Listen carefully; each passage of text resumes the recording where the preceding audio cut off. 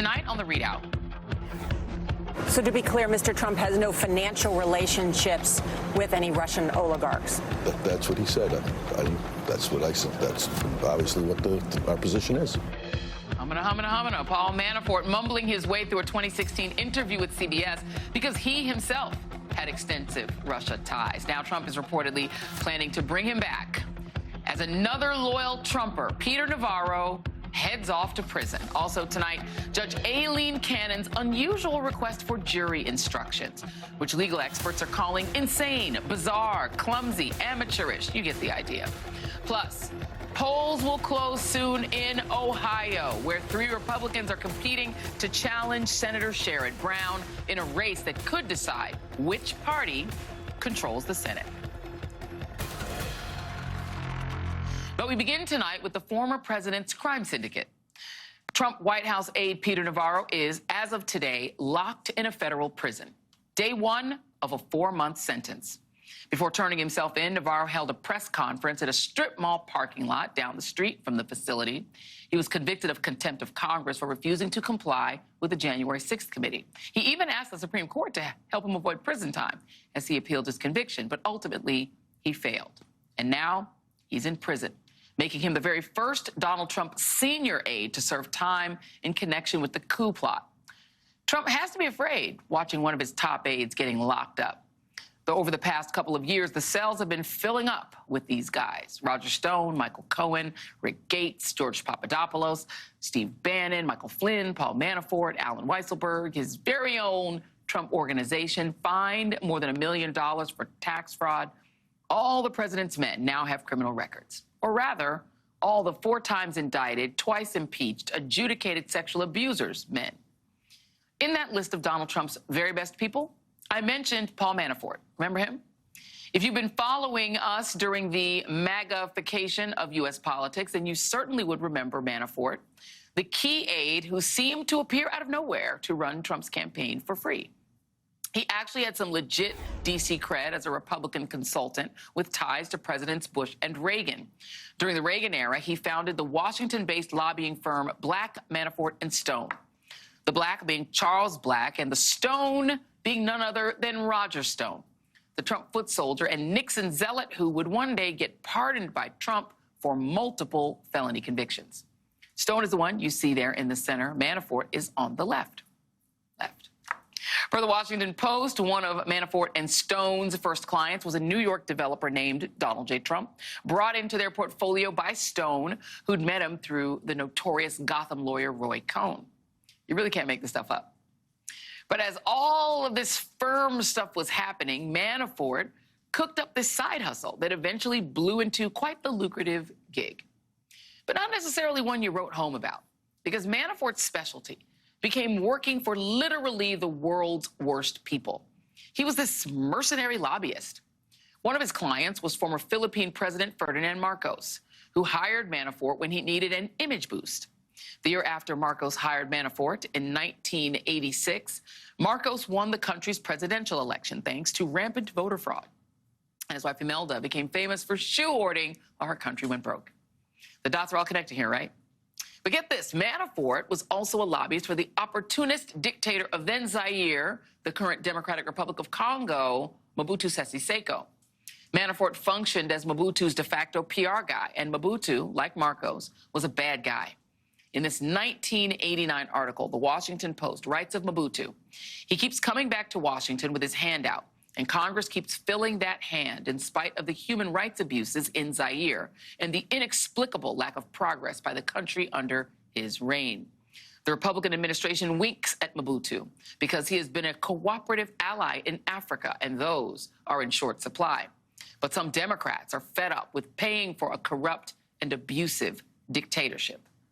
Now remember, Manafort also helped steal the Ukrainian election for a Putin ally.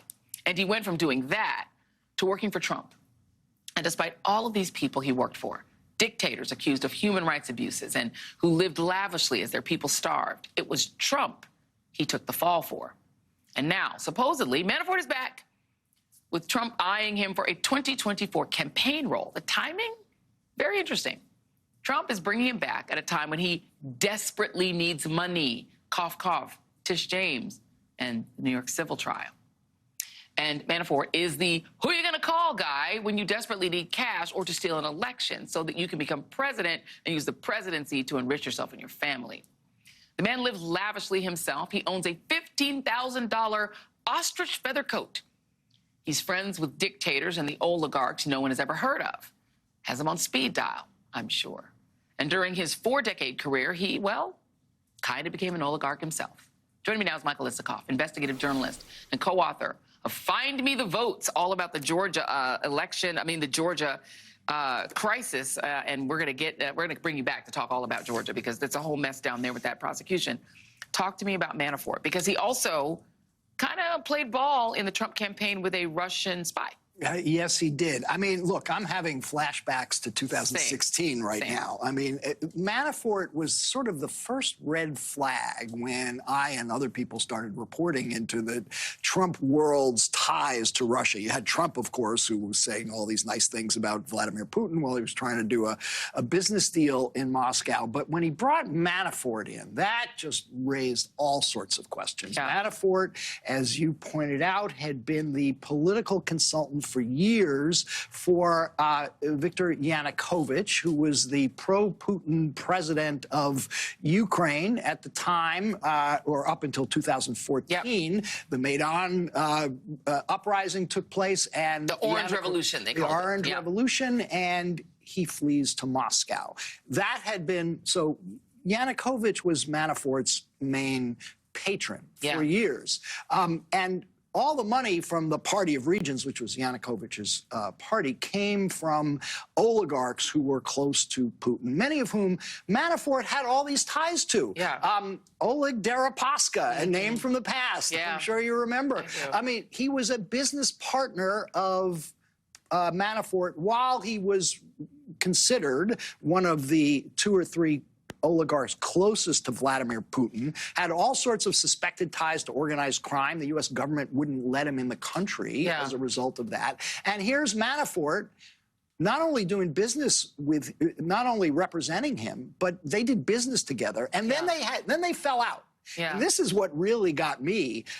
This is May of 2016. I discovered that Deripaska, the pro-Putin billionaire, is suing Manafort in the Cayman Islands because because millions of dollars in their business deal disappeared. So at the very moment that he gets hired by the Trump campaign, he's in hock to a Russian oligarch who was tied in with Vladimir And so Putin. The giving over of non-public campaign data to someone who turns out to essentially be a Russian spy. Yes. That, and also when he then takes over the Trump campaign, changing only one thing in the Republican platform, which is to remove the plank in the Republican platform for support for Ukraine. Right. Putting all that together, Donald Trump is now desperate for money. And the only way that he can stay out of prison is to become president.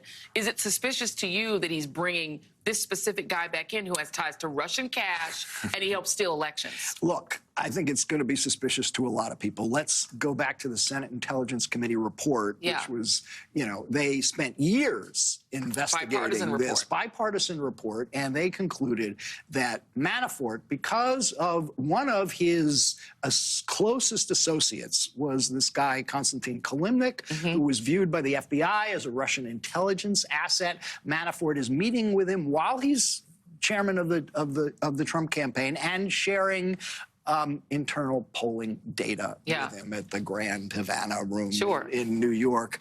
Senate Intelligence Committee report described this. It said Manafort was a grave counterintelligence threat. Who was the chairman of the Senate Intelligence Committee at the time that report was released? Was it Marco Rubio? It was Marco Rubio. So one question, you know, you and others might want to ask of Marco Rubio, is he comfortable with somebody who he declared to be a grave counterintelligence threat working for the Republican nominee?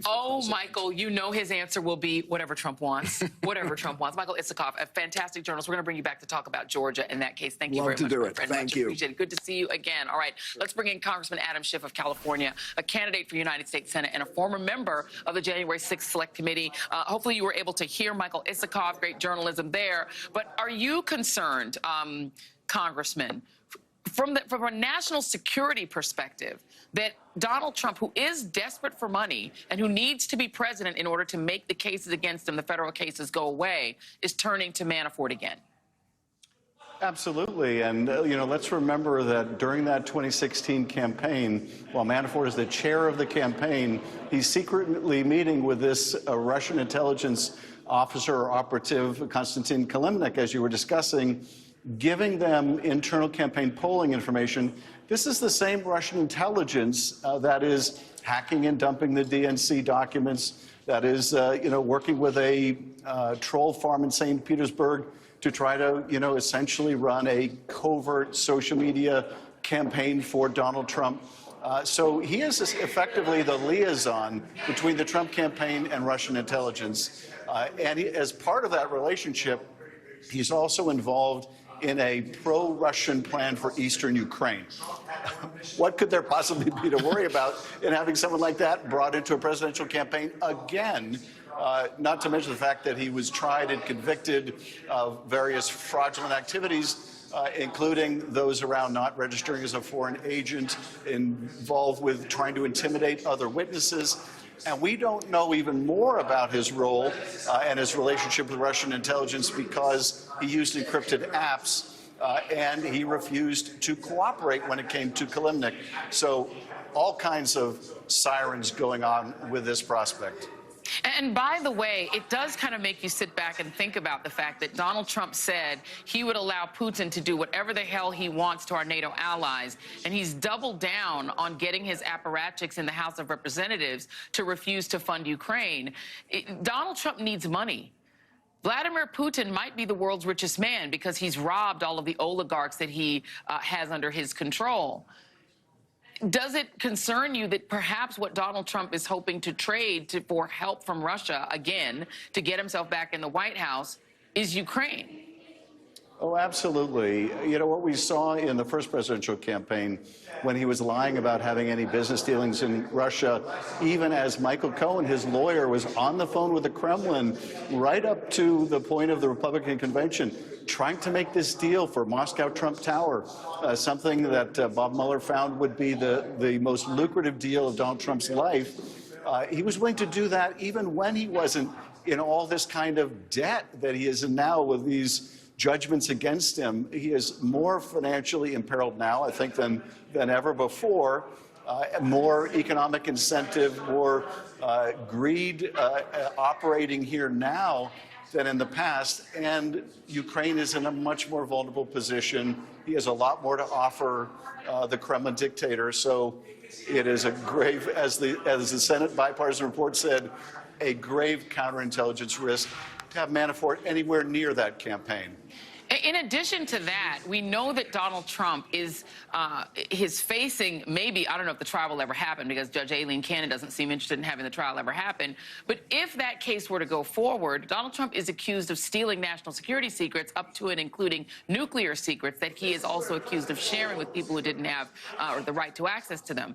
How would we even find out if Donald Trump decided that that is something that might be something that's useful for Manafort to broker around the world? I'm just trying to use my lurid imagination with Donald Trump, which I think we sometimes have failed to do. Well, it doesn't really require that lurid of an imagination. It just requires recollection. You'll recall in his meeting with Putin when he essentially banished everyone out of the room. He didn't want witnesses to his conversation with Putin. And as I recall, I think he was reliant even on the interpreter or the Russian interpreter. I don't even know if it was his or Putin's. So there's lots of reason to be concerned about any private conversation he might have with Putin, but also whatever he would relate to Paul Manafort about national security or intelligence matters that might be of interest or value to Russian intelligence. It's exactly the reason why I think when the intelligence community briefs him as the presumptive nominee of the Republican Party, they're going to really dumb down anything they tell him because they know they can't trust him with whatever they share. I have two more quick questions. One, your reaction to Peter Navarro now finally serving time. Well, I think it's a very important affirmation of the fact you can't just thumb your nose at a subpoena. There's no separate standard for cronies of Donald Trump, and without a penalty like going to jail. When people receive congressional subpoenas, they'll just say, well, this is optional. Now I think a congressional subpoena has real teeth, and that's vitally important for our oversight role. Let me play you a piece of sound of Donald Trump with apologies to how offensive it is and get your reaction. When you see those Palestinian marches, even I'm amazed at how many people are in those marches. And guys like Schumer see that, and to him it's votes. I think it's votes more than anything else, because he was always pro-Israel. He's very anti-Israel now. Any Jewish person that votes for Democrats hates their religion, they hate everything about Israel, and they should be ashamed of themselves. Congressman, you yourself have faced some of those pro-Palestinian protests. Some of the protesters are themselves Jewish people. What do you make of the idea that Donald Trump has said that anyone who doesn't vote for him hates their religion if they are Jewish? You know, it's hard to begin to explain how offensive that is. It ought to be offensive to everyone. It's certainly offensive to anyone in the Jewish community. But the very idea that Donald Trump would think he's in a position to be advising Jewish people about their own faith, he's not in a position to advise anyone about anyone's faith. If he knew even the first thing about Judaism, he would understand, you know, the obligation of tikkun olam, the respect we have for efforts to mend the broken parts of our world. And if anyone is the antithesis to those Jewish values, it is someone like Donald Trump, who is so determined to divide, pit American against American, and further break this very damaged world we live in. Yeah, he might want to stop saying Hitler did good things before he starts advising Jewish people on what they ought to do and how they ought to vote. Congressman Adam Schiff, thank you very much. And up next on the readout, Judge Aileen Cannon has already shown her affinity for Trump throughout the classified documents case, but her new and super bizarre jury instructions take that deference to a whole new level. The readout continues after this.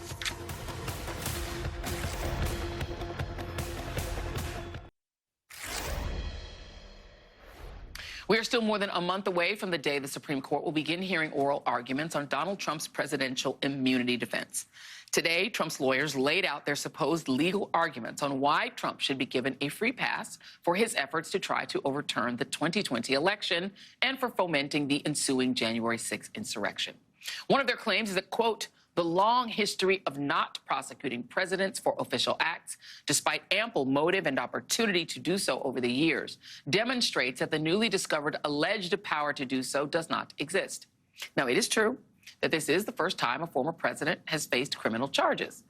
But that's because it's the first time a former president tried to overthrow the peaceful transfer of power with the help of a mob of supporters he summoned. It is worth noting that Trump's lawyers used the term official acts more than 70 times in this filing, trying to make it seem that this was all in the purview of Trump's role as president. And the Supreme Court's decision will not only affect Trump's federal election interference trial, but some of his other criminal trials, including his classified documents trial in Florida. To that, Judge Aileen Cannon, who Trump appointed after he lost the 2020 election, is taking actions that are calling into question her legal inexperience, her partisan leanings, and whether she's essentially auditioning for a role replacing one of the conservatives on the Supreme Court should they retire under a Trump presidency. She has called on both Trump and the special counsel to file proposed jury instructions for use at the end of the trial, one that she has yet to even set a start date for. Included in the order are two different hypothetical situations she has asked both sides to consider for those instructions. Scenario one is that a jury of ordinary people with no security clearances should be allowed to comb through the highly classified documents Trump took from the White House and decide for themselves if national security information regarding, for example, our nuclear program should not be considered Trump's personal mementos. And in scenario two, that a president like Trump does have the broad powers to make that decision for himself and as such cannot be questioned over what he decides to take with him when leaving the White House. Now, I'm no lawyer, but that sounds insane to me. According to MSNBC legal analyst and former FBI General Counsel Andrew Weissman, there is no legal basis for either of those choices. And it looks very much like she's trying to engineer a situation where either Trump can be easily acquitted of the charges or it just becomes almost impossible to convict him unless special counsel Jack Smith is okay with people without security clearances gaining access to the country's highly protected secrets. Joining me now to try to make it make sense is the great Mary McCord, former acting assistant attorney general for national security and co-host of the Prosecuting Donald Trump podcast. Can you make it make sense, Mary? It's hard to do so. And let's just say she also just completely ignored all of the legal arguments put forth by Jack Smith and his team. Things like, you know, he's not charged with what he did while he was in the White House. Right. He's charged with retaining these classified documents, this national defense information. In Florida. After he left in Florida and not returning it when he was asked. And so the Presidential Record Act and whether he tried to designate him personal or not doesn't matter. But they also argued, I think more fundamentally to this point, that there are definitions in the Presidential Record Act of personal records and presidential records. Right. And personal records must be purely personal that are not related to information prepared for presentation to the president or prepared by the president related to his constitutional, statutory, and other official duties. Now, what could be more related to his constitutional and statutory duties than this intelligence community, raw intelligence community products turned into classified documents shared with the president? So this is not something where she has to hypothesize, should we let a jury determine whether these are personal or not, or should we let a jury decide whether he, you know, by merely not giving them to the archivist, that necessarily meant they were personal? Should we let a jury decide that these are these legal questions about whether a document like that could even be personal or presidential? She should be addressing. And also, what judge thinks, you know, as I was saying to you in the break, that Joe Schlabotnik can look at these and be like, you know what, this looks like it said nuclear on it. Yeah. I think that might not be personal. Like, that's how would they even know that? Do they have to get security clear? Like, that doesn't even make sense. Well, mind you, they will be seeing some of these materials in order to rule on whether there's national defense information in the materials. But that's a completely different assessment. And I think, you know, your intro really hit the concern here. If she had just ruled as a matter of law, if she either decided to dismiss the indictment or dismiss charges 1 through 32, that's something that Jack Smith could appeal. Yeah. By doing this, she's not really issuing an appealable ruling. She's just trying to kick the can down the road to trial. And once you are in trial with a sworn jury, if she grants a motion for judgment of acquittal at the end of the government's case, that's not as appealable. Wow. Is there anything Jack Smith can do? So there is something called a petition for a writ of mandamus. I mean, this is where you go to the appellate court and you say what the judge has done is so clearly and indisputably wrong that it should be just overruled immediately. Okay. That is a very difficult standard to meet. It's one that I think is very questionable here because this is still just her sort of saying, give me these potential just write that up for me. Yeah. Just write that up for me. So I think that Jack Smith and his team are probably really considering it. I don't know that they'll use this this particular order to do it. She's going to dismiss this case, right? She's going to let him off. If she dismissed the case before trial, that would be better because they could appeal that. The most danger is that we're in a trial. She grants a judgment of acquittal in the middle of a trial, and then there's no. And then it's legal. What do you call it? Double jeopardy. Can't. That's right. Right. Okay. Let's talk about this. This is the. Here it is. This is Donald Trump's filing to the Supreme Court. He's trying to make the claim that Trump's actions, reaching out to state officials and Congress and his vice president, was based on some extensive evidence of fraud that's like apparently secret that he's never shown us before. Doesn't he have to show this evidence? And isn't it weird that he'd be also showing it to Clarence Thomas, whose wife also believes in the big lie and she thinks there was fraud?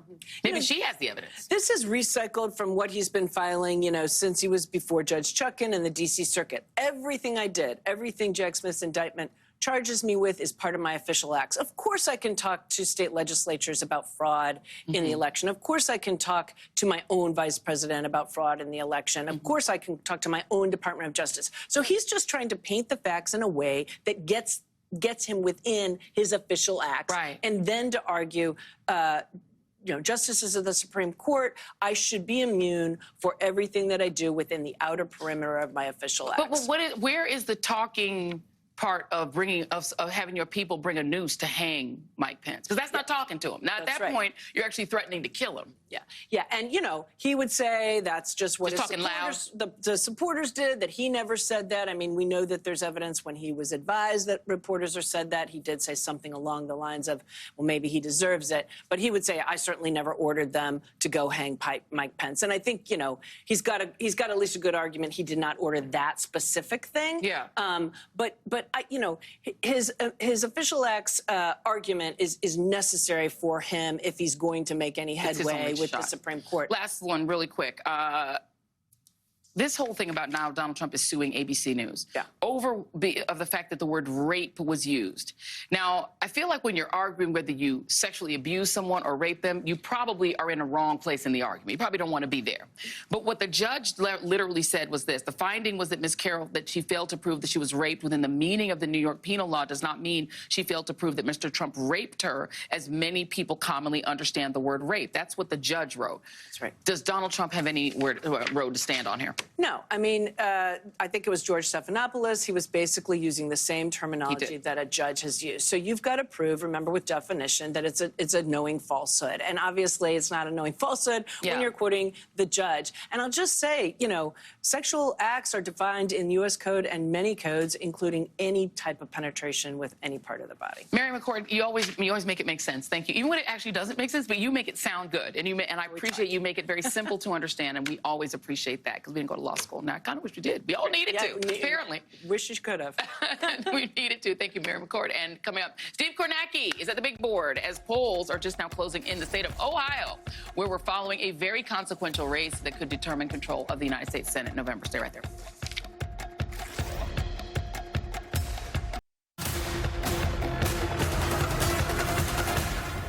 Polls are now closing in the great state of Ohio, and while the presidential nominations are settled, of course, there's also a big Senate race on the ballot.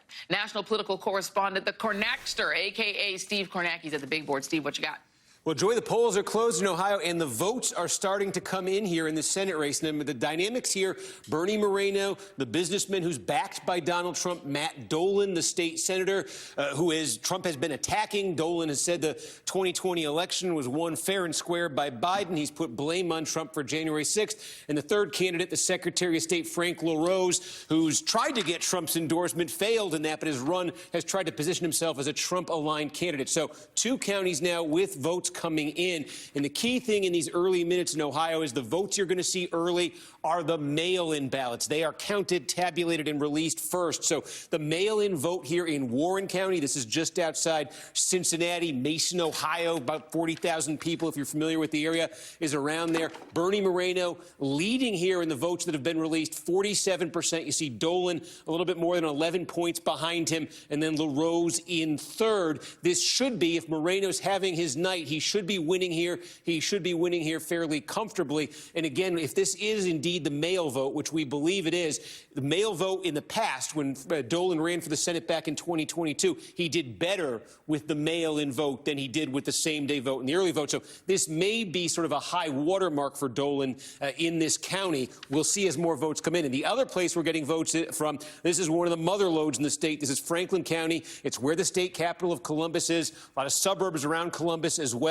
This is one of only 3 counties in Ohio that Matt Dolan won in the 2022 Senate primary. He lost to J.D. Vance in that primary. So this is a place where Dolan wants to get big, big numbers. You see him with what we think is the mail vote here, leading by about 12 points over Moreno. Dolan wants to get that number as high as he can in places like Franklin, in places like Cuyahoga, the big counties here with lots of suburban metro areas, lots of college degrees. That's where he needs to run up the biggest numbers if he's going to have a shot here, Joy. All right, Steve Kornacki, wave your arms if any excitement takes place, and we'll come right back to you. Thank you, my friend. Much appreciated. We'll be right back. Arranged as Trump is, we have to start asking not just what's wrong with a society that produces so much support for this chaos theater, but also who is it that so badly wants Trump to be president, not just at the bottom, but at the top. There is a term in Latin, cui bono. It means who benefits. Because beyond the angry masses who want to luxuriate in the punishment of migrants, women, trans kids, and black collegians, the real beneficiaries of a Trump autocracy would be those the late, great comedian George Carlin used to call the owners of the country, men of great wealth, who have long sought to return to a time when people like them didn't pay income taxes or face government regulation over their businesses and didn't have to worry about labor unions, workers' rights, or competition from women or blacks. They could employ child labor, work their employees way past a 40-hour work week, and reap unlimited profits and leave vast estates to their heirs, tax-free. They could call themselves good Christians and never think twice about dirty words like diversity, history, accountability, or equity. These are the men behind organizations like Project 2025, the Claremont Institute, the Heritage Foundation, and whatever Leonard Leo is up to at any given time. Trump, in many ways, is just their useful, scary clown. And while some of these groups are loudly proclaiming these plans to take our country back to the 19th century, others are flying under the radar, like a group called Society for American Civic Renewal, or SACR for short. This group was uncovered earlier this month by Talking Points memo, which described them as a secret, men-only right-wing society with members in influential positions around the country who are on a crusade to recruit a Christian government that will form after the right achieves regime change in the United States, potentially via a national divorce. Joining me now is the journalist who wrote this story, Josh Kavensky, investigative reporter for Talking Points Memo. Josh, thanks for being here. And I wish that this sounded fanciful, but it doesn't. Please explain who SACR is and what they want. Yeah, so what SACR wants is kind of what we said in the story, which is that they want to populate the government of what they call a future-aligned regime. So what is that? A future-aligned regime is kind of, as you said, it would be a government going back, before the 1960s, before the 1930s, before the progressive era writ large. It would be a government that, might sound familiar to people who lived in America in the 1890s. So the other kind of interesting thing about SACR is who's allowed to join. It's only available to men. It's only available to certain kinds of Christians, and they have other criteria as well. You have to be influential. You have to have some kind of wealth. It's very restrictive. And again, it's only certain kinds of Christians and certain kinds of men. So what they're doing here is they're trying to kind of, inculcate this like embryonic like version of what they want society to be like, of what they want, people who would govern America to be like in this very small secret society. And these are not like the disgruntled, like the people you see at Trump rallies, right? Like those people can't join. You have to be rich, right? Can you give us some of the names of people? Because the Claremont Institute guy is involved. These are like wealthy white men, male Christians, right? Yeah, that's what's critical about it. So Ryan Williams, he's the president of the Claremont Institute. He's a member of the national board. There's some other people. There's Nate Fisher in Dallas. He is a Harvard law graduate. He worked in private equity for a few years.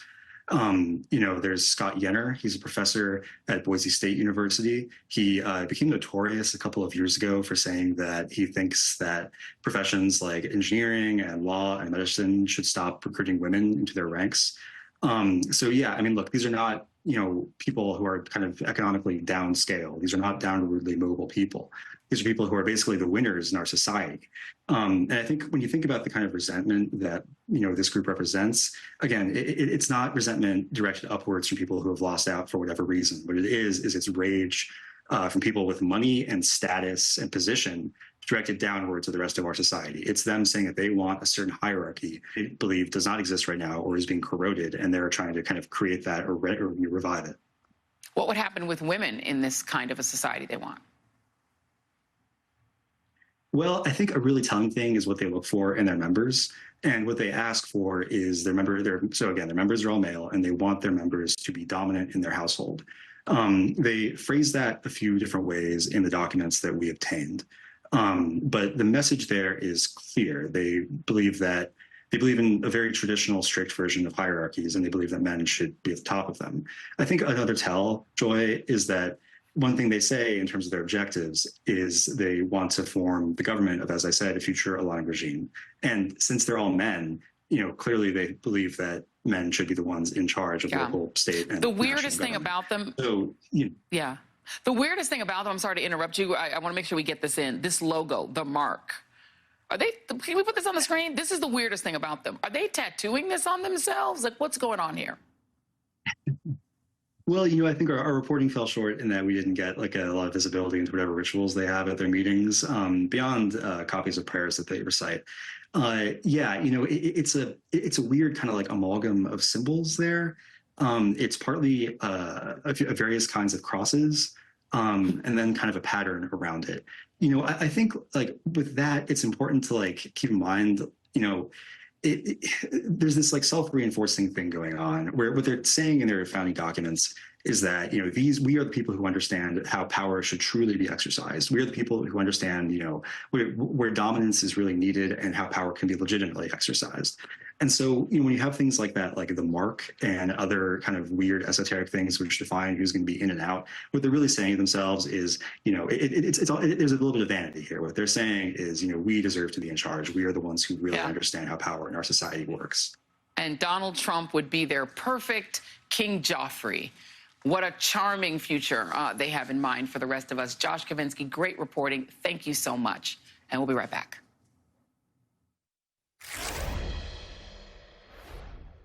For too many people, the dream of having a good home still feels out of reach. I get it. I want to provide an annual tax credit that will give Americans $400 a month for the next 2 years as mortgage rates come down, to put toward their mortgage when they buy their first home or trade up for a little more space if they come from a middle-class background.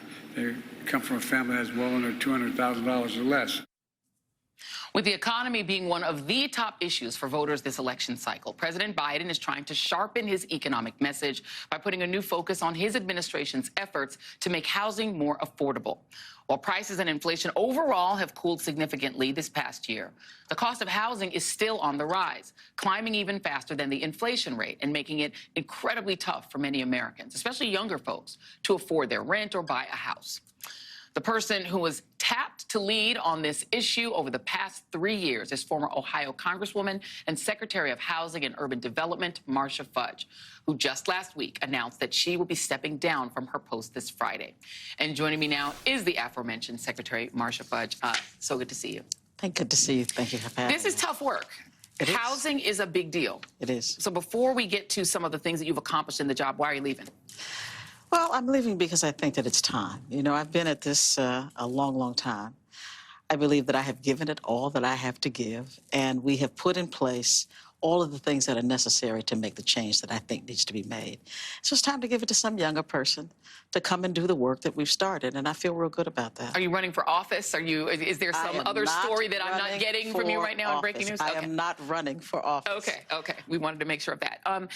So let's talk specifically about housing, because I do hear this a lot, particularly from younger people. They're saying the numbers and the data look good, the unemployment rate, Wall Street, you could tell me all that, but it's hard to afford my life. What's been done to try to bring down the cost of rent and owning a home? First, I think it's important to understand that this country, for decades, has not invested in low-income and moderate-income housing. And so there is housing, but it's just not for people, everyday people. And because the supply is so small, what happens? The prices go up, and that's just basic supply and demand. What we have done is made it easier by down payment assistance. We have changed the way we look at student loan debt, which is one of our big issues. Who has student loan debt? Black, brown, and poor people. But we always weighted it higher than any other kind of debt, so we made it more difficult for people to buy. So we've changed the way we do that. We've changed the way that we look at who is creditworthy. Most minorities come to us, or many do, and say, you don't have any credit. But now we're saying if you've paid your rent on time for 12 months, we consider you creditworthy. So FHA then can work on underwriting a mortgage for you. We have done some down payment assistance. We have created new products to keep people in homes. We've done an awful lot. How do we get, I mean, the thing is that I think sometimes there's a disconnect between how government works and what people feel in their lives. How do we bridge that? I mean, you've been a member of Congress, you've actually been a mayor, so you've actually spoken to your constituents at a level that's closer to home. How does government and what it does connect to people's lives? How do you do that? Well, I think one of the things we've done that's fun, we do house parties all over the country. Literally, we call them house parties, and they are parties, where we teach people how to go about the process. What prepares you to be able to buy a home? And it has worked. Over the 3 years I've been there, Joy, we have supported 1.8 million mortgages. 1.5 million of them are new first-time home buyers, and more than 250,000 are Black people. Because we have taught them through our technical assistance, through our housing counseling, how to go about the process, because so many of them qualify, they just don't know they do. Yeah. And it's also getting into things like public housing and trying to teach people, this is how you move to the next step. I go into public housing a lot because that's where I learned what people are doing. I learned how people are living. And I think that it has become an issue for many people that I do. Yeah, but that's what I do. You are from, of course, the great state of Ohio. It's election day in your home state. What are you looking to see happen? Do you think Sherrod Brown can win against either of the two front runners in that Senate primary? Well, fortunately, I'm still under the Hatch Act, so there's only so much I can say. Oh, you can't answer that. I forgot Hatch Act. Yes, so, you're right. You're absolutely right. But I am hopeful that we're going to come up with two good candidates. And I think that Ohio is such a great state. I think we'll do some good things. So once you, well, I mean, I'll give you the sort of final answer for the elevator pitch for those who feel that that they can't afford to buy, to rent. What is your elevator pitch of why they should feel hopeful? Well, they should feel hopeful because we are creating an environment in which we are building more houses. We have more than 500,000 units of housing under construction today.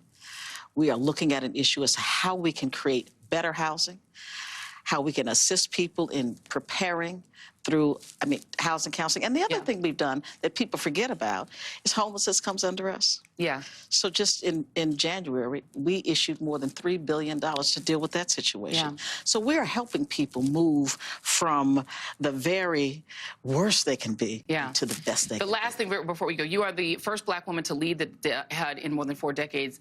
What has been the importance of representation? Because that is a huge representation. It's a huge instance of representation. I think the important thing is that I know the people that I represent. Yeah. They are my people. And I will say among your people are me, because I'm a member of Delta Sigma Theta Sorority Incorporated, and you are a former national president. So, I wore my red in homage. Red and white, we got it all covered today. Between the two of us, we're in the right color. Secretary Marsha Fudge, thank you. And that is tonight's ReadOut. All In with Chris Hayes starts now.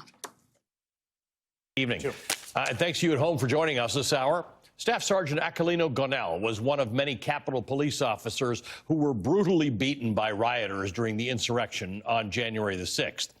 Months afterward, Sergeant Gonell testified to the January 6th committee, quote, "My fellow officers and I were punched, pushed, kicked, shoved, sprayed with chemical irritants, and even blinded with eye-damaging lasers by a violent mob who apparently saw us law enforcement officers dedicated to, ironically, protecting them as U.S. citizens as an impediment in their attempted insurrection. I vividly heard officers screaming in agony and pain just as an arm's length from me. I, too, was being crushed by the rioters. I could feel myself losing oxygen and recall thinking to myself, this is how I'm going to die, trampled, defending this entrance," end quote. Because of the injuries he sustained on January 6th, Staff Sergeant Gonell had to retire from the force.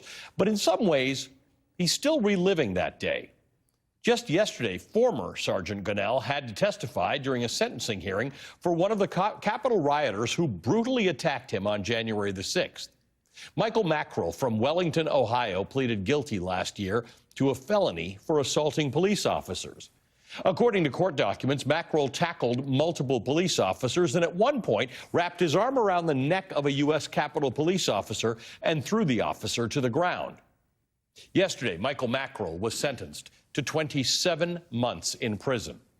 He joins over 1,300 others who've been charged for their role in the violence. And with each passing day, more perpetrators are being arrested, including a conservative influencer arrested this week. She allegedly helped steal a table from inside the Capitol that was then used to assault police on January 6th.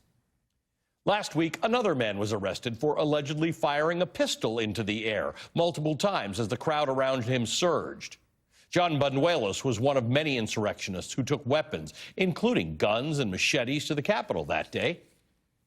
It's important to remember all of this, just to remember how terrible and traumatic January 6th was, because more than 3 years later, as we continue to watch this near continuous stream of arrests connected to the violence on January 6th, this is how the Republican Party's presumptive nominee, the man who, let's not forget, incited that riot, this is how he... Now, if you're thinking to yourself that nails-on-chalkboard rendition of the national anthem sounds a tad familiar, you'd be right. Trump has played that rendition at multiple rallies, and it's not because Trump thinks those jailed Capitol rioters are vocal prodigies. His reference to January 6th hostages are now a campaign mainstay. And it serves a very specific purpose, ripped right from the pages of the authoritarian playbook. Yale historian Timothy Snyder has for years now been warning of the eerie similarities between our current political trajectory and the rise of authoritarianism in early 20th century Europe. He points out that Trump's recasting of January 6th rioters as martyrs in his campaign speech last weekend has some chilling echoes in the past. Before Hitler came to power, chief Nazi propagandist Joseph Goebbels worked hard to find a violent Nazi who could be portrayed as a victim of the far left. He eventually found a dubious character called Horst Wessel, who became the subject of the Nazis' main song. Trump has made an eerily similar move, turning his coup criminals into musicians of martyrdom, end quote. Musicians of martyrdom. And this is not the only fascist tactic that Snyder sees in Trump's rhetoric. Trump's Ohio speech was riddled with dehumanizing language, specifically when it comes to immigrants. Language that Professor Snyder says summons up the fascist historical context. Here's some of what Trump said about migrants at the southern border. They're in jail for years, and if you call them people, I don't know if you call them people. In some cases, they're not people, in my opinion, but I'm not allowed to say that because the radical left says that's a terrible thing to say. They say you have to vote against him because did you hear what he said about humanity? I've seen the humanity, and these are bad, these are animals, okay? And we have to stop it. Trump's dehumanization of immigrants, the martyrdom of the so-called January 6th hostages, these are the context, Snyder argues, for the moment in that speech that set off alarm bells for many people. A moment in which Trump threatened that if he loses in November, there's going to be a bloodbath. Here is exactly what he said. Was he just talking about cars, or was he actually threatening violence? Trump himself tried to clear it up today in an interview with the British far-right politician turned broadcaster Nigel Farage. So bloodbath, talking about it's going to be a bloodbath in the auto industry because we're going to lose our whole industry because this guy's going to all electric cars and they're made in China. Ah, bloodbath in the auto industry. Trump is saying nothing to see here. Liberals are getting stirred up about nothing. I was talking about cars. But as Professor Snyder points out, quote, Trump is calling for a bloodbath in front of people who stood to dishonor bloodshed, to honor bloodshed, people who have just sung with coup criminals, people whom he implicitly promises he will pardon if they carry out another insurrection.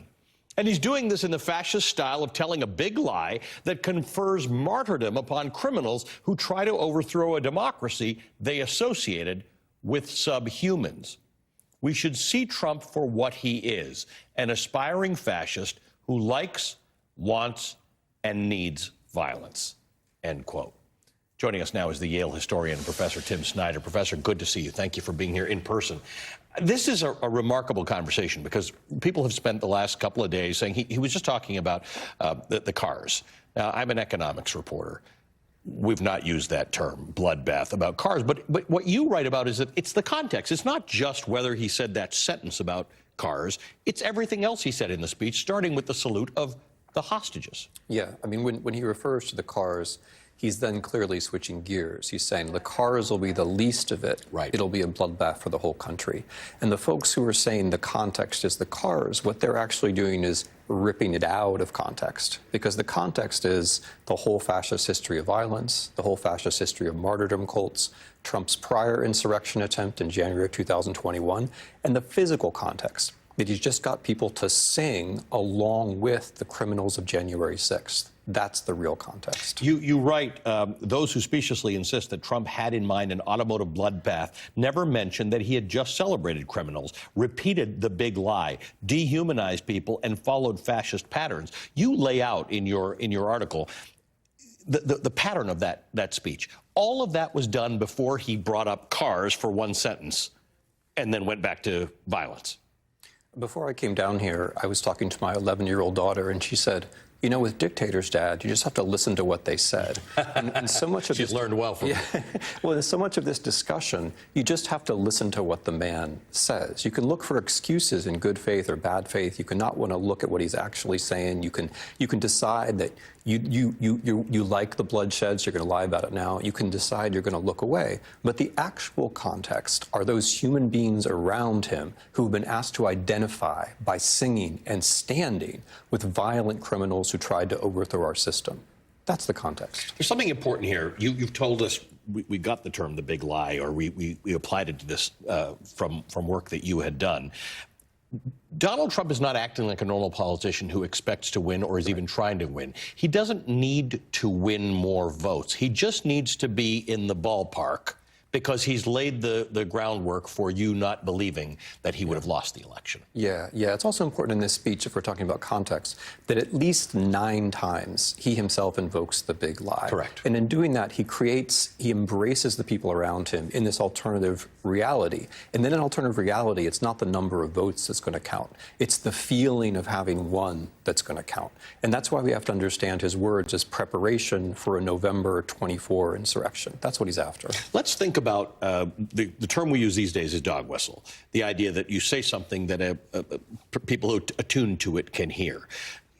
What's the historical precedent for this? Donald Trump says things. The rest of us can be hand-wringing about whether or not he meant automotive bloodbath or whether he didn't. But the point is it's landing with the people to whom he needs it to land.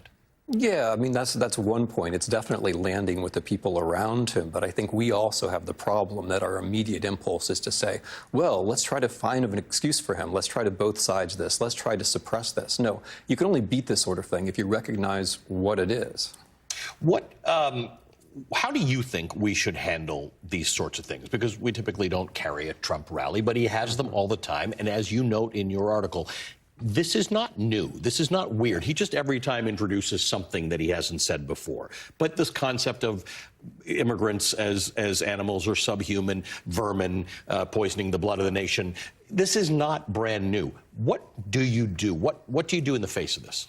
Yeah, first of all, cover the rallies. I mean, in 2016, his rallies predicted pretty well what kind of a president who's going to be, and we have the same thing again, and we're not covering the rallies well enough. There are some reporters doing it. Susan Glazer just wrote a nice piece. But in general, she thinks people should. She thinks people should actually go listen to them or watch the whole thing, painful though it may be, to understand what's going on. Take it all in, take it literally. Think about it, report on it, rather than just doing the kind of distant analysis, finding the excuses. Listen to the man, because as you say, his strategy is just get close enough to make some kind of a play. And we've got 6 or 7 months to explain to Americans that this is the bloodbath candidate, that what he's trying to do is get close enough and threaten violence. There are a lot of undecided voters out there, maybe folks not here in New York, but a lot of folks out there who haven't thought about this stuff yet. But when they hear what he's going to try to do, it will matter to them. That's political work to be done. The problem, of course, is that everybody has this impulse to say he's just saying that. In fact, he said it was on Fox News this weekend, in which he talked about why he uses this inflammatory language. Let's just see if we can play this. Here's my theory, that you use over-the-top, sometimes inflammatory language because that drives the media debate. Did Trump go too far? And then you get the next several news cycles talking about your issue and, whether your language was too much or wasn't enough. Any thought that I might be right on that? It also gets people thinking about very important issues, that if you don't use certain rhetoric, if you don't use certain words that maybe are not very nice words, nothing will happen. He's laying out the excuse for people who don't want to believe him. He's saying, it's just rhetoric. It's to make people think about important things, calling people immigrants vermin and subhuman and talking about bloodbaths. Well, if you listen to what he said, if you don't use the not very nice words, things won't happen. In other words, if you use the nasty words, things will happen. And he's right. I mean, the fascists, authoritarians, they didn't personally have to kill people. Right. They used language, and that specific dehumanizing language of calling people beasts and saying my opponents can't be in power because they're the ones who are on the side of the beasts, that has a very specific history. So the words are the actions. The words matter in themselves. Because the goal is to get people to take on these ideas and deal with them The goal themselves. is to say these other people on that side, the ones who help the animals, they're not real Americans. They can't possibly be in power. This can't possibly be legitimate. And so combining it with the notion of elections that are faked, the idea that they're on the side of the subhumans is meant to rally people so that they think that violence is acceptable. And we know this can work, because his words caused violence on January 6, 2021. And he knows it can work, and that's what he's going for. Professor, good to see you in person. Thank you for being with us. Professor Tim Snyder is a professor of history at Yale University. All right, coming up, it's primary night. We're going to get the latest from Ohio, where a Trump-backed candidate has just won the Republican Senate primary and will take on the Democratic Senator Sherrod Brown in the fall. But first, while Trump struggles to come up with $500 million in fines, his son-in-law is working on major business deals in Serbia and Albania. I'll talk to the New York Times reporter who broke that news next.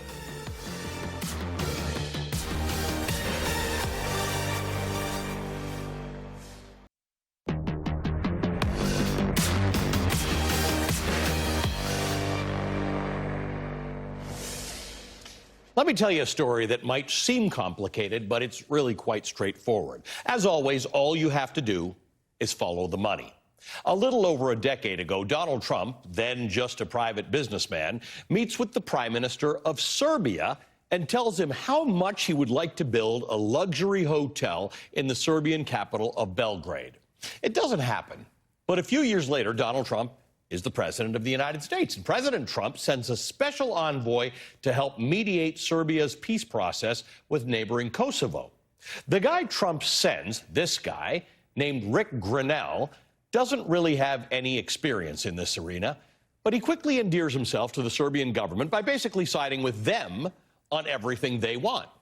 While he's there, Mr. Grenell makes a lot of new friends. He likes to go clubbing with the Serbian Minister of Finance, for instance. Looks fun.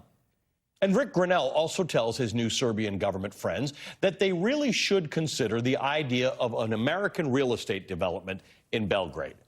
Meanwhile, Trump's son-in-law and the White House advisor, Jared Kushner, is spending time making fast friends with the autocratic de facto ruler of Saudi Arabia. When Kushner leaves the White House, Saudi Arabia dumps $2 billion into Kushner's brand new investment fund. And now the New York Times reports that Rick Grenell and his Serbian friends and Jared Kushner and his Saudi billions are teaming up to finally realize Donald Trump's dream of that luxury hotel development in Belgrade, along with other big real estate projects in the Balkans. According to a draft outline of the Belgrade Agreement obtained by the New York Times, the Serbian government could turn over the land and the entire development to Kushner free of charge, which I happen to think is a very nice thing for a foreign government to do for the Trump family. As Donald Trump locks up the presidential nomination while facing hundreds of millions of dollars in legal judgments against him. Joining us now is the New York Times investigative reporter Eric Lipton, who has been covering these deals. Eric, good to see you. Thank you for being with us. I tried not to have that drip with too much sarcasm, but it's kind of an amazing situation when you pull it all together and see who the characters are involved in this development. Yeah, we were startled when we learned that, in fact, that this was a project that had first been proposed and considered by, then Trump businessman in 2013. And that, in fact, some representatives of the Trump organization had traveled to Serbia and looked at the site and met with the prime minister and reported back to Trump. But then the project went nowhere because shortly after that, Trump was running for president and the international deal stopped. But it was really, that was the thing that surprised us, was that this project, its provenance had started all the way back in 2013 at Trump Tower during a meeting with the prime minister of Serbia. And the same prime minister then, was commenting on it today. He's now a member of parliament. He's now the foreign minister. But he was commenting on the same project today and before the parliament and defending the proposal. Now, I want to be clear in the reporting. Both Kushner and Grenell say that Donald Trump has nothing to do with this. That's right. I mean, Trump, in fact, financially is not involved with this project at all.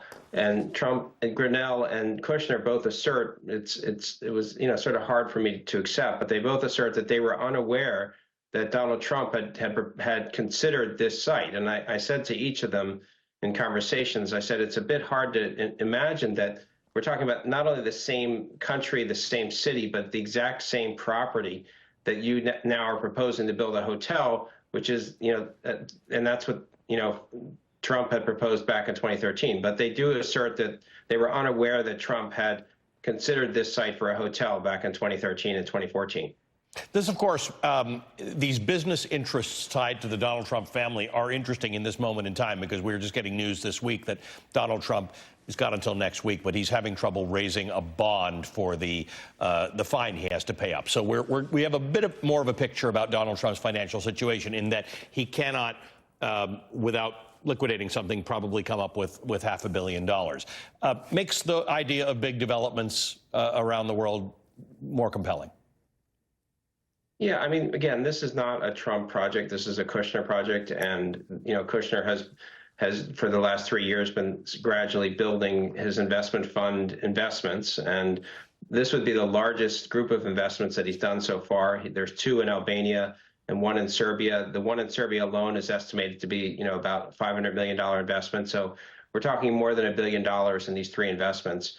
I mean, the thing that struck us when we looked at them is that the projects in both in Serbia and Albania require actions by the governments there to grant them, the right to use federal property. And in Albania, it's a former military site that would be turned into a luxury resort.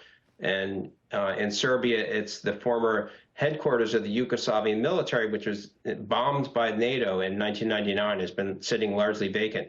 In both cases, those sites are controlled by the government. So Kushner would require an act of the government to get access to these sites. And, then they know that his father-in-law is running for president, and that just creates some questions about why these actions might be happening. Now, it's not that Serbia hasn't had anything to say about Donald Trump running for president. In fact, it's been a pretty pro-Trump government. Yeah, they are supportive. Rick Grinnell had a pretty positive relationship with the president and prime minister and other ministers there, and they did work to try to bring some reconciliation between Kosovo and Serbia in 2020, and they had some success in bringing some reconciliation. But Trump is pretty popular in Serbia, much more popular in Serbia than in Kosovo. And so they like him, and they have good working relations. And I think that they've expressed the fact that they would be fine with Trump being the president again. So the challenge here is that Jared asserts that he knows that the spotlight is on him, and that he must do everything completely above board, and he's committed to doing that. But the challenge, even like it was when Trump first ran for president, when you have someone who is potentially in the White House and they're getting concessions to foreign governments, it can create an appearance of conflict of an interest, even if it isn't a real conflict, it can create an appearance of one. Eric, thank you for your reporting on this. We appreciate it. The New York Times investigative reporter Eric Lipton. All right, more ahead this evening, including the latest in key primary races tonight, like Ohio's GOP Senate race, where all eyes are on the new Trump-endorsed Republican nominee, Bernie Moreno. But first, a Supreme Court ruling in a case out of Texas hints at a potential about-face by the court on the well-established precedent that the federal government, and not the states, not any state, has the sole authority to regulate immigration. We'll have more on that right after the break.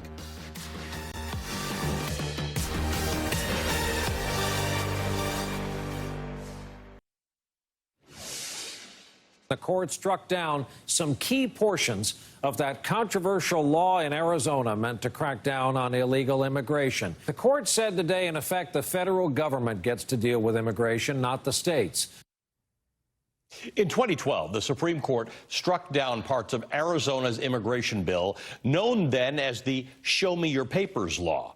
That legislation targeted undocumented migrants by making it a crime to not carry federal registration papers in the state. But the justices made it clear in their ruling that it wasn't up to Arizona to decide, saying, quote, the government of the United States has broad, undoubted power over the subject of immigration and the status of aliens. The federal power to determine immigration policy is well settled, end quote. It appears now that the Supreme Court may have changed its mind. Today, the court decided to allow Texas, for now, to enforce a new law that gives police the power to arrest migrants suspected of illegally crossing the state's border with Mexico. The justices rejected an emergency request from the Biden administration to block the law, and the administration's argument that Texas's law violates the federal government's sole authority to legislate on immigration. This legal battle over Texas's law is not over. A federal appeals court will hear oral arguments in this case tomorrow. That's a new development this evening. So this law could still be blocked at a later date. But for now, the Supreme Court is contradicting its own precedent and giving Texas the authority to set its own immigration policy. Joining me now is Joyce Vance, MSNBC legal analyst and professor at the University of Alabama School of Law. In real life, Joyce, it's so great to see you. It's so rare that we do this. This is a remarkably important story. It's actually not so much to do with immigration policy, and you can dislike the federal government's take on immigration policy, but the concept that immigration is a thing for governments to do with other governments, not for the states to be involved in, is an important precedent. It is, and the Supreme Court in the 2012 Arizona case that you referenced made that very clear. They said there's a supremacy clause. The federal government has the sole authority to legislate, to impose policy on immigration. And it's easy to understand why, right? What if Mexico had to deal with 50 different state policies instead of one national policy? It also, this Texas law will impose a big burden on state law enforcement officers and on federal law enforcement officers by disrupting the normal path for immigration enforcement. So one has to separate in their mind the idea that one, like they did in Arizona, like they do in Texas, may disagree with federal immigration policies. But why would the Supreme Court entertain this idea? Because this could become a slippery slope. If you start letting states decide immigration policy, they'll all start deciding immigration policy. Yeah, this one is a tough to understand, a tough one. The best explanation I can give you is that this was not the Supreme Court's decision on the merits of the case. This is at an early stage. The issues are still being litigated in the lower courts. The only issue right now is whether this law can stay in effect while the courts are litigating the merits of the law itself. And it's a little bit unusual. The Fifth Circuit put an administrative stay in. That's supposed to just be a temporary device that lets the courts decide how things will proceed while the case is taking place. But the Fifth Circuit took a long time here. And we saw that in today's opinion where Justice Amy Coney Barrett, who was joined by Brett Kavanaugh, suggested that if the Fifth Circuit didn't act quickly, the United States could come back to the court again. The response, is, as you pointed out, is that the Fifth Circuit will hold an argument tomorrow morning. But again, only on this issue of whether the law can remain in effect while the underlying litigation proceeds. And the Supreme Court seemed to imply that they would like the reasoning from the Fifth Circuit. So in other words, there's an opening for the idea that tell me why you think that this law should be, that Texas should be able to decide immigration issues. That said, there's a fairly good amount of established law that doesn't support Texas's position. This is not a close call. There is no law that supports Texas's position. The Texas Attorney General, Ken Paxton, said, well, we're being invaded in Texas by immigrants. And so under the provision of the Constitution that permits a state to respond to an invasion, we are able to do this. In oral argument before the court in the papers that the Solicitor General's office filed, the Solicitor General said, Texas is not under attack. This is not an invasion by an army. This isn't an imminent danger for the state of Texas, and they're not permitted to use that provision of the Constitution to justify this law. She is correct. There is just simply no authority for Texas's position. So the way this goes is that the Fifth Circuit holds has oral arguments tomorrow. They will come to some decision, and then probably ends up at the Supreme Court again? Probably either way, but remember, this is still just on the issue of whether the law can remain in effect while there's not other on the litigation on the merits. Yes. Let's talk about Donald Trump's immunity issue that we're all waiting for. His legal team has filed a brief detailing their legal arguments that they're going to make before the Supreme Court next month. Let me just read from this. It says a denial of criminal immunity would incapacitate every future president with de facto blackmail and extortion while in office and condemn him to years of post-office trauma at the hands of political opponents. The threat of future prosecution and imprisonment would become a political cudgel to influence the most sensitive and controversial presidential decisions, taking away the strength, authority, and decisiveness of the presidency. The lower court already heard that argument. This is just a rephrasing of what they heard. Tell me what you think of this. Yeah, I mean, same argument. You know, it's funny how in our nation's history, this has never been a problem for any president except Donald Trump. And so his argument applies, but it only applies to a president who wants to commit criminal acts. Right. Right, and he's made that point. The other thing that his team says in here is trauma at the hands of political opponents. Donald Trump likes to play this distraction game, that this isn't about an alleged crime that I committed. This is something driven by my political opponents. That also didn't hold water with the court.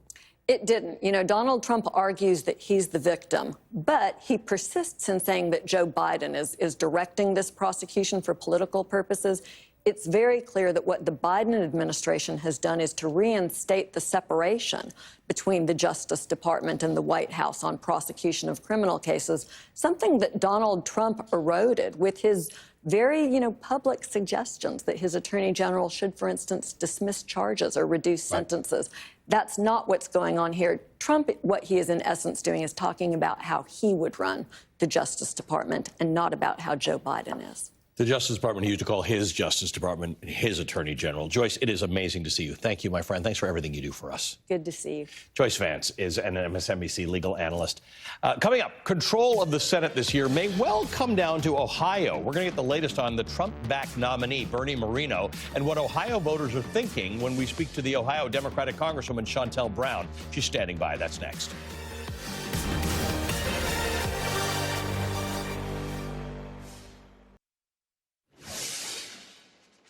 Biden, you voted for Brown. Yes, I did. Yes, I did. Are you looking forward to the general election? Are you concerned that Ohio might lose its Senate seat? I am. I think I am similar to a lot of people in that I'm not really looking forward to the next election. It's just a little uneasy. About 2 hours ago, polls closed in Ohio, where voters have decided which Republican candidate will square off against the Democratic incumbent Senator Sherrod Brown in November. While the three-term senator from Ohio remains popular, the race for his seat is shaping up to be one of the toughest Senate contests in the country. Senator Brown is one of just two Democrats running for re-election in states that Trump won in 2020, and their ability to hold on to their seats could determine whether Democrats hold on to their already thin Senate majority. In the Republican race to challenge Brown, NBC News has already projected a winner. Of the three Republicans who ran, NBC News can project that former car salesman Bernie Moreno wins Ohio's Republican primary for Senate. Moreno is the candidate who received Trump's endorsement. In fact, Moreno is the guy that Trump was campaigning for this weekend when he predicted a bloodbath if he loses in November. Moreno, a businessman who has never held a public office, has closely aligned himself with Trump on everything from immigration to a national ban on abortion. Joining me now is the Democratic Congresswoman Shontel Brown from the great state of Ohio. Congresswoman, good to see you. Thank you for being with us tonight. Thank you for having me. Anything about tonight's results that surprise you? Actually, no. What we know in Ohio is that the three Republican candidates were just fighting each other and not fighting for Ohioans, and that they were using their personal wealth, billionaire from outside the state's investment to pour into their campaign to attempt to buy this Senate seat.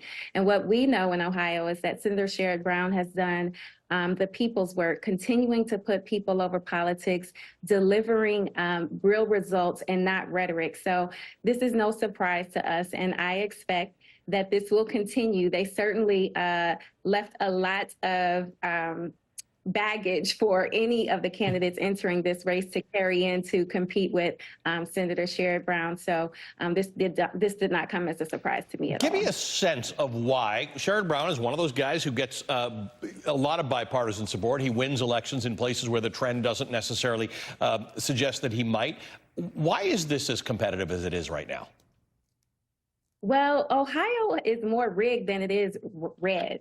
Quite frankly, when you look back at what we saw from issue 1, the November reproductive justice issue that was on the ballot to enshrine and protect women's right to make their own healthcare decisions, you could see overwhelmingly that we are a state that actually is more balanced than it is perceived. 51% of men in the state of Ohio were supportive of the reproductive justice issue. And when it comes to Senator Sherrod Brown, he knows how to deliver the message because he connects with people from all walks of life and on every level. He is a man that has supported veterans issues, leading the Veterans PACT Act initiative across the finish on the Senate side, a strong advocate and supporter of labor rights. And so those are the things that makes him very much appealing to a broad constituency, that which is consistent in Ohio.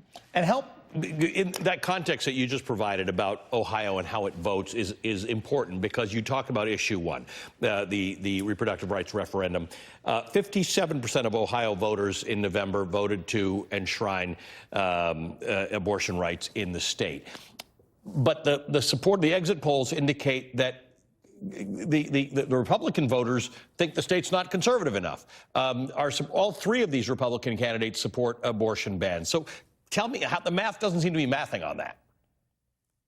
Right. Well, I think Ohioans spoke loud and clear in August and November when they supported women's right to make their own healthcare decisions. And while the polls might say one thing, we know that polls don't vote. When it comes to elections, we have to look at the numbers, and we'll take a deep dive on the numbers of the outcome in this primary election to see where we can gain and garner support as it relates to expanding the coalition of supporters for Senator Sherrod Brown's base. But he's already had some magical math himself in being able to successfully win in Ohio. And I expect him to continue to be able to do that. So despite the polling, we are confident that with hard work, and clearly the Republicans see Senator Sherrod Brown as a real threat, but we are going to continue to fight and make sure that the voters are aware of how important it is to protect this slim Senate majority, as you led this segment with.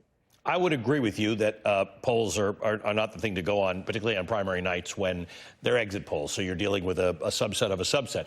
But they are a little bit shocking, some of the responses. Amongst Republican voters, the exit polling indicates that 44% say immigration is the most important issue, economy's second, abortion's third. But they asked a question about whether Biden legitimately won the election in 2020, and 63% of primary voters said he didn't. So I guess the reason I'm asking you this question is when you are trying to win an election in Ohio in November, are you trying to deal with Republicans, or are you just trying to deal with getting Democrats out? Because these are very complicated conversations to have. If people in 2024 don't believe Joe Biden won the election, I don't know what the discussion looks like. You're absolutely right. So what I would say to that is we have to talk to everyone. We can't leave any of the voters on the table. We have to really be intentional about making sure that we deliver and talk to our base first and foremost. We cannot neglect them or take them for granted. As you've talked about, the issues on the mind of voters in the 11th congressional district specifically are the economy. They are concerned about issues around immigration as well as women's reproductive health. And so those are the things that we have to talk about. And those are winning issues for Democrats. When you think about the things that we were able to successfully deliver when Democrats had the majority, those are the things that we need to continue to build on. And the implementation of legislation such as the Inflation Reduction Act, which is really focusing on reducing prescription drug costs, making sure that we cap prices for seniors at $2,000 a year starting in 2025, capping the price of insulin at $35 a month right now. Those are real issues that are putting money back into people's wallets. And those are the things that Democrats did, no Republican support. When we talk about the abortion ban, all three candidates, Bernie Moreno included, support an abortion ban. So we have to get to the heart of the issues. Right now, I think it's important that people talk about the issues and not necessarily partisan politics.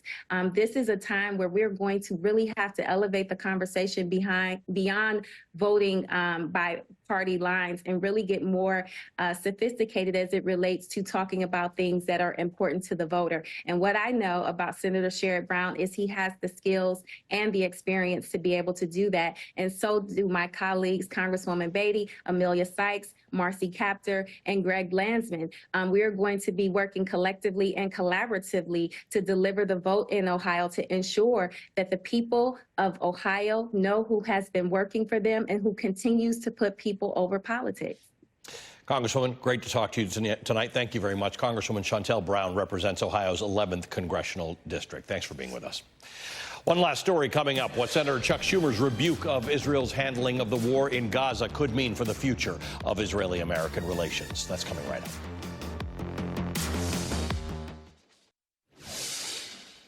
The southernmost tip of the Gaza Strip, the city of Rafah, is now one of the most densely packed places on Earth. It has more people per square mile than New York City. And for the nearly 1.5 million civilians who are currently trying to survive in Rafah, there is nowhere left to run. When the war started, Israel ordered the civilian population to evacuate the northern half of Gaza, saying the south would be safe. Then they attacked the south and told civilians to move farther and farther south until eventually they ended up packed into Rafah like sardines without adequate food, water, and housing. For all of those advances, Israel had U.S. support. Now, as the Israeli military prepares to move into Rafah, that does not appear to be the case. Today, the highest-ranking Jewish person in American government, the U.S. Senate Majority Leader Chuck Schumer, Schumer told the New York Times that when writing his speech about the Israeli Prime Minister Benjamin Netanyahu last week, he contemplated going as far as calling for Netanyahu to step down altogether. For the past few decades, Schumer has been one of Israel and Netanyahu's staunchest allies. Schumer has defended Israeli settlements in the West Bank. He's called for Israel to strangle Gaza economically. He co-sponsored a bill that would have made it a federal crime to boycott the state of Israel. And when Netanyahu came to the United States in 2015 to deliver a speech criticizing Obama, a speech that dozens of Democrats, including then Vice President Joe Biden, refused to attend, Schumer showed up and applauded for Netanyahu. It cannot be overstated how big a deal it is for Chuck Schumer that Benjamin Netanyahu has now gone too far. Ultimately, last week, Schumer did not go as far as to call for Netanyahu to step down. Instead, Schumer called for Israel to hold new elections and explained why he thinks the Israeli people should vote Netanyahu out. Yesterday, President Biden called Prime Minister Netanyahu to warn him against invading Rafah. But today, Netanyahu announced that he plans to invade Rafah anyway. He doesn't think Biden or Schumer should be telling Israel what to do. For decades, the U.S. policy of unconditionally backing Israel has been pretty much set in stone. But if Netanyahu can lose Chuck Schumer, I don't know if that's the case anymore. And if Netanyahu really does decide to pull the trigger on a ground invasion that would undoubtedly kill countless defenseless civilians in Rafah, we might just be seeing the start of a new era of Israeli-American relations. That's our show for tonight. It's time now for the last word with Lawrence O'Donnell. Good evening, Lawrence. I think you got a big guest lined up. We do. We have the winner of the Democratic Senate primary in Ohio, and that, of course, is Senator Sherrod Brown. He's going to be joining us tonight on Ohio primary night. Andrew Weissman will be joining us this evening with more defendant Trump news, including this astonishingly insane appeal to the United States Supreme Court that we're going to get to during this hour. You have a great show, my friend. Thank you, Ellie. Thank you. Bye.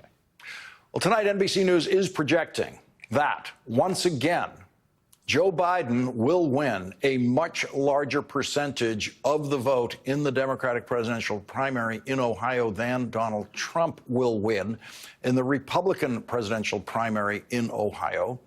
Joe Biden currently has 87% of the vote. Donald Trump currently has 79% of the vote. And NBC News projects that the Republican nominee for Senate in the state of Ohio will be the Trump-endorsed candidate, Bernie Moreno. Bernie Moreno is running for the Senate seat held for the last 17 years by Senator Sherrod Brown, who won his primary tonight with 100% of the vote. Bernie Moreno got 49.7% of the vote in a primary against a more moderate Nikki Haley-style candidate, Matt Dolan, who has 33% of the vote. If the Trump Republicans win the Senate seat in Ohio, then they will almost certainly take control of the United States Senate with a Republican majority leader and with Republican chairmen in every Senate committee. That would mean that President Biden would be unable to confirm a single federal judge in a Biden second term, or it would mean that Trump-nominated judges would speed through the Senate into the federal courts, where they would continue to specialize in taking rights away from Americans, as the Trump judges have already done. The stakes could not be higher in the presidential campaign, and the stakes could not be higher in the Senate campaign in Ohio this year. Martin Sheen, whose acting career has included so many brilliant performances, beginning with films such as Badlands with Sissy Spacek and Apocalypse Now with Marlon Brando, and continuing into the 21st century in his television portrayal of a president of the United States in the NBC series The West Wing. Martin Sheen was born in Dayton, Ohio, and was, at least once that I'm aware of, approached by the Democratic Party to run for office in Ohio. Martin Sheen was flattered, but he also believed that there were better people to serve in government, which is why he endorsed Sherrod Brown for Senate and recorded this ad for the Brown Senate campaign released today. The dignity of work is the idea that hard work should pay off for everyone, no matter who you are, where you live, or what kind of work you do. Whether you swipe a badge or punch a clock, whether you work for tips or earn a salary, whether you're caring for an aging parent or raising children, your work has dignity. This fight is about whose side you're on. I'll always be on the side of Ohioans. I've spent my entire career fighting for the dignity of work. I won't stop now. Join our campaign today. And joining us now is Democratic Senator Sherrod Brown of Ohio. He's the chair of the Senate Banking Committee and is running for re-election to the United States Senate. Senator, 100% of the vote sounds pretty good to me in the Democratic Senate primary.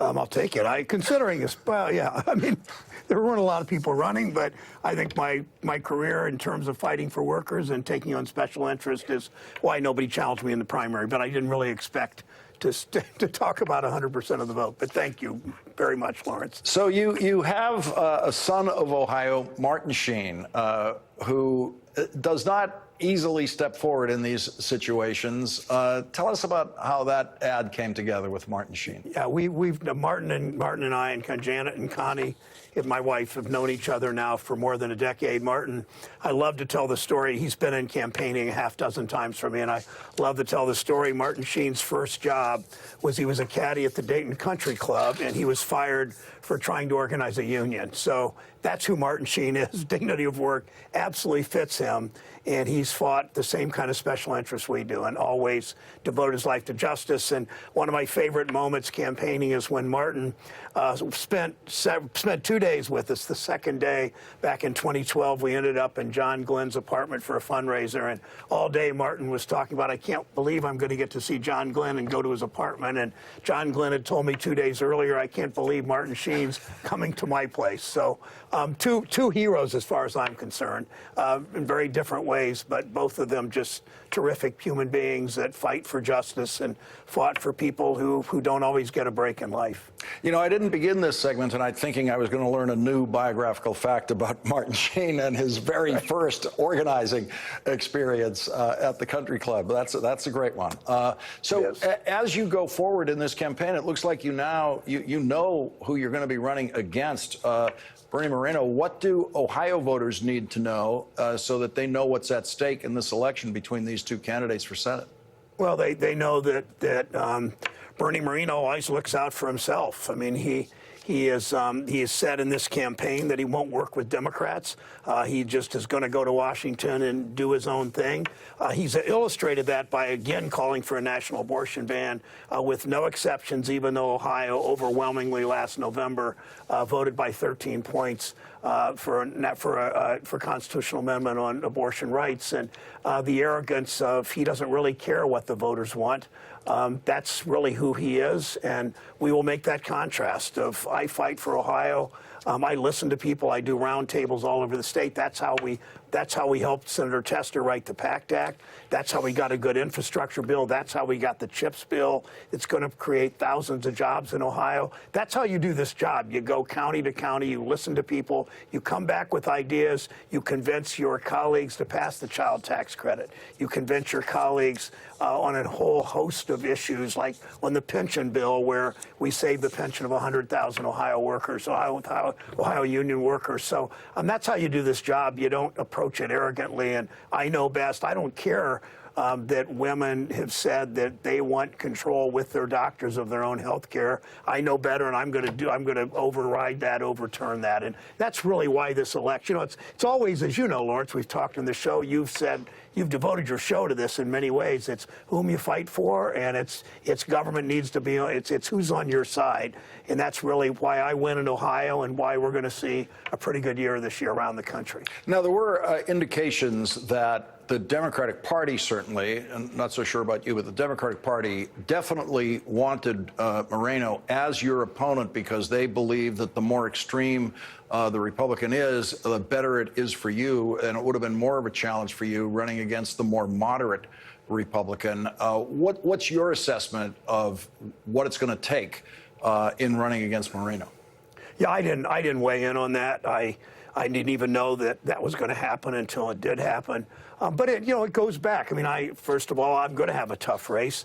They're going to have tens of millions of dollars. Moreno is a rich guy who inherited a lot of wealth, and he's going to be spending it in this race as he did in the primary. But I always come down whose side are you on? That's why I ask people to come to SherrodBrown.com and help us as volunteers, as contributors. We'll win this race. We'll be outspent, but we'll out-organize. We'll have more grassroots contributors, and that's how I've won elections in the past. I don't see politics left or right. I see it as whose side you're on, and that means taking on the drug companies and putting a cap, as you've talked on this show, putting a cap on insulin at $35 and putting a cap on out-of-pocket costs for seniors. It means passing the PACT Act. It means passing the pension bill. It means standing up for the child tax credit, which dropped temporarily, only a year, but we'll be back with it.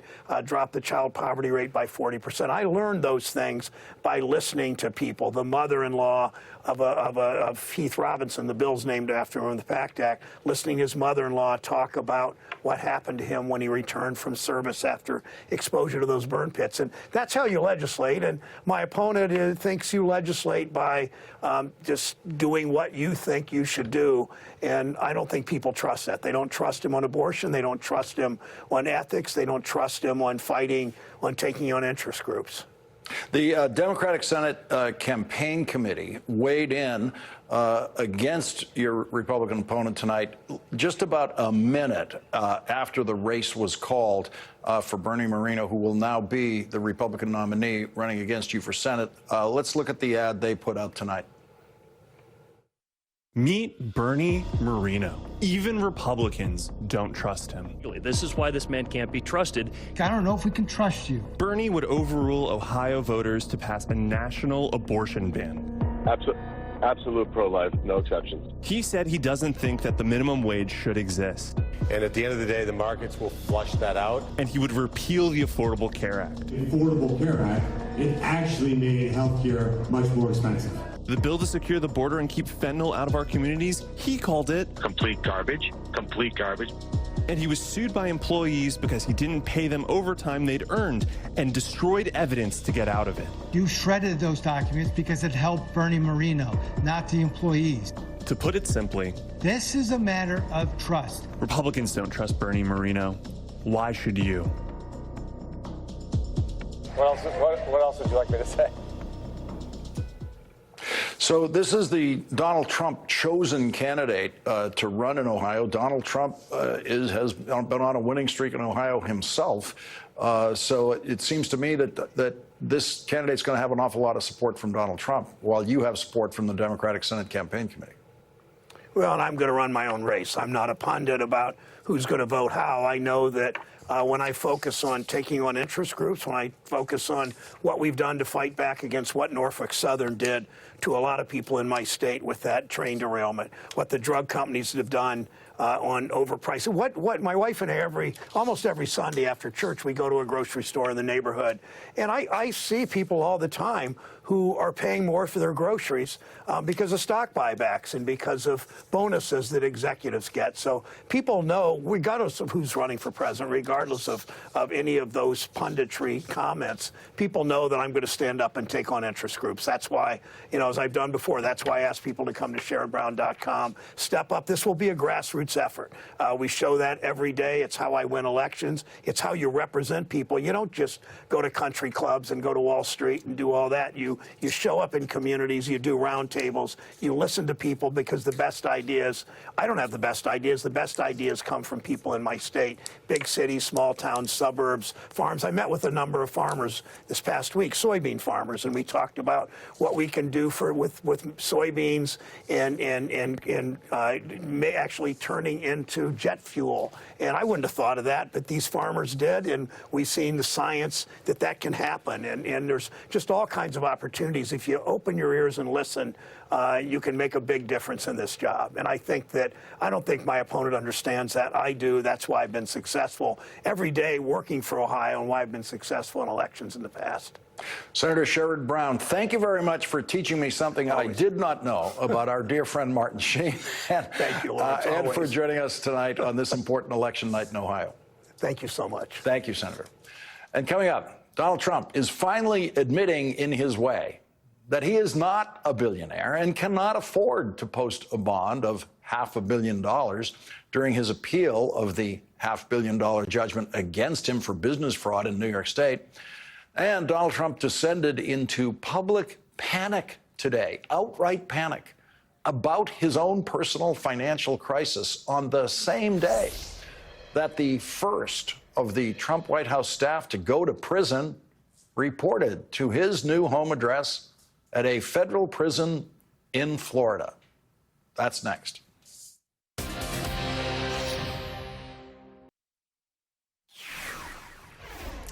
It was a very rough day for Donald Trump's voters.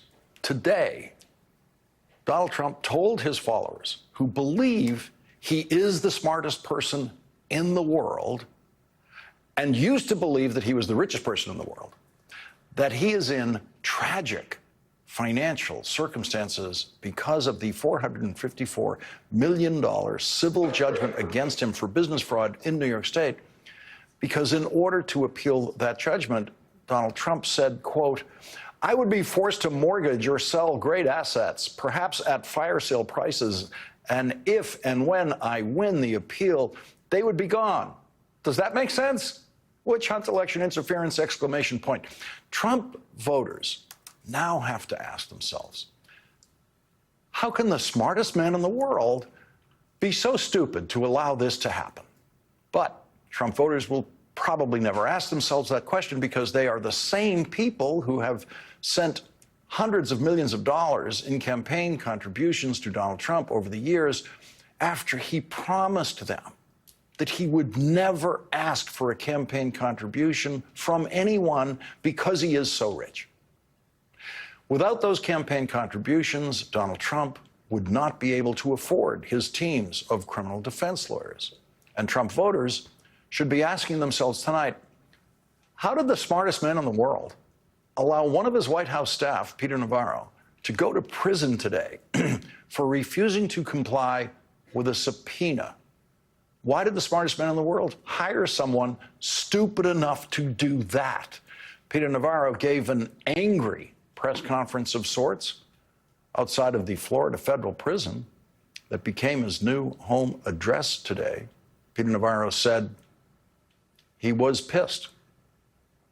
That, of course, was probably true, but it would have been more accurate to say that he is stupid. Everything else Peter Navarro said that you are not hearing right now was a lie, which is why you're not hearing it. Donald Trump was the guy who promised his supporters that he would hire the best people, the very best people in his administration. And no one has criticized the people who Donald Trump hired more than Donald Trump, who has attacked every one of those best people who are now saying Donald Trump is unfit to be president because they saw him up close when he was president. One measure of how good you are at hiring is how many of the people you hire go to prison. The correct answer is supposed to be 0. But in Donald Trump's business, his longtime chief financial officer has already served time and is now accused of other crimes. Michael Cohen, Donald Trump's lawyer, served time, and Peter Navarro is the first Trump administration official to go to prison, with Steve Bannon on track to be the second once his appeal is exhausted for the same crime that Peter Navarro committed, defying a subpoena. And in Georgia, Trump's last White House chief of staff, Mark Meadows, and Trump Justice Department official Jeffrey Clark could be on their way to prison at the end of that case, as could Donald Trump's legal team, including Rudolph Giuliani, who illegally tried to overturn the presidential election. Joining us now is Andrew Weissmann, former FBI general counsel and former chief of the criminal division in the Eastern District of New York. He is the co-author of the new best-selling book, The Trump Indictments. And Tim O'Brien is with us, the senior executive editor of Bloomberg Opinion and author of Trump Nation. He is host of the Bloomberg podcast Crash Course and an MSNBC political analyst. Andrew, what happens now? Donald Trump can go forward with his appeal, but his assets won't be protected without a bond, which means that the Attorney General could presumably start closing in on some of those assets.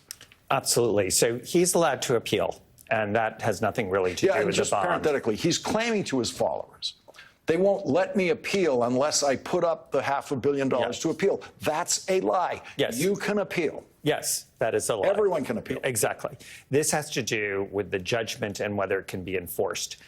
To be clear, the judgment is technically enforceable now, but the Attorney General in New York has given, which is fairly common, a 30-day grace period to him to basically either put up the money or put up the bond.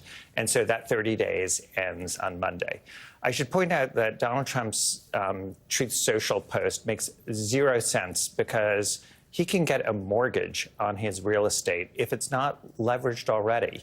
In other words, there's nothing, if he has $454 million in equity in any of his real estate assets, he can do what lots of people in this country do with much smaller real estate, which is just get a mortgage and pay. There's nothing, and that property isn't sold. He can just get a mortgage and do that. Apparently, he does not have that ability because all of his assets, or at least there's not enough assets that are not leveraged. So what can the Attorney General do? Starting on Monday, she can issue liens on any and all property, whether it's real estate, whether it's bank accounts, securities accounts, cash equivalents. That freezes the account. Then she can do court actions to essentially transfer that to her. So all of the unencumbered assets can be transferred to the state of New York.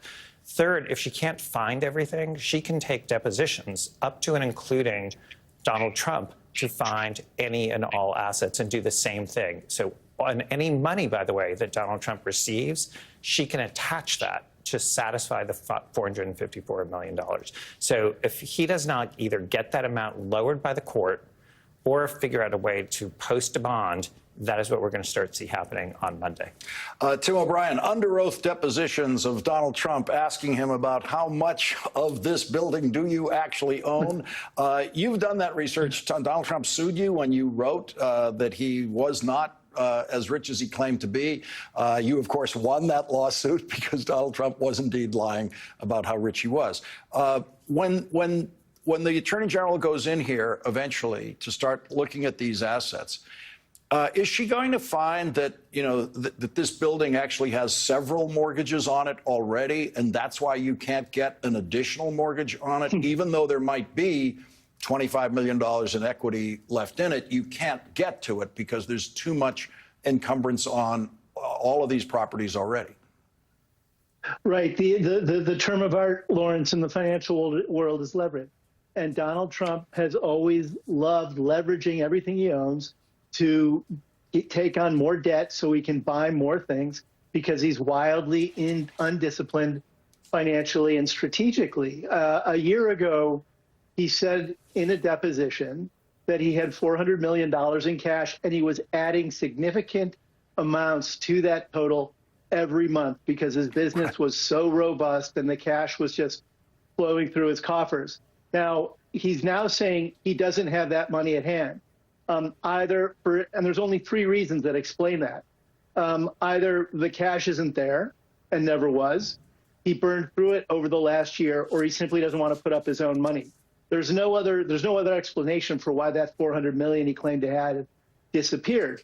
And he's now in this, I don't think he could have ever anticipated when he was trying to embarrass Judge Goron and Letitia James and the entire judicial process against him, that he would wind up in a position where these financial dominoes are starting to tumble. Because on Monday, when Tish James decides to start to attach assets because Trump hasn't paid up, if something extraordinary doesn't happen between now and next Monday, which could be an outside party giving him money or someone deciding at the end to post a bond on his behalf, neither of those situations look likely.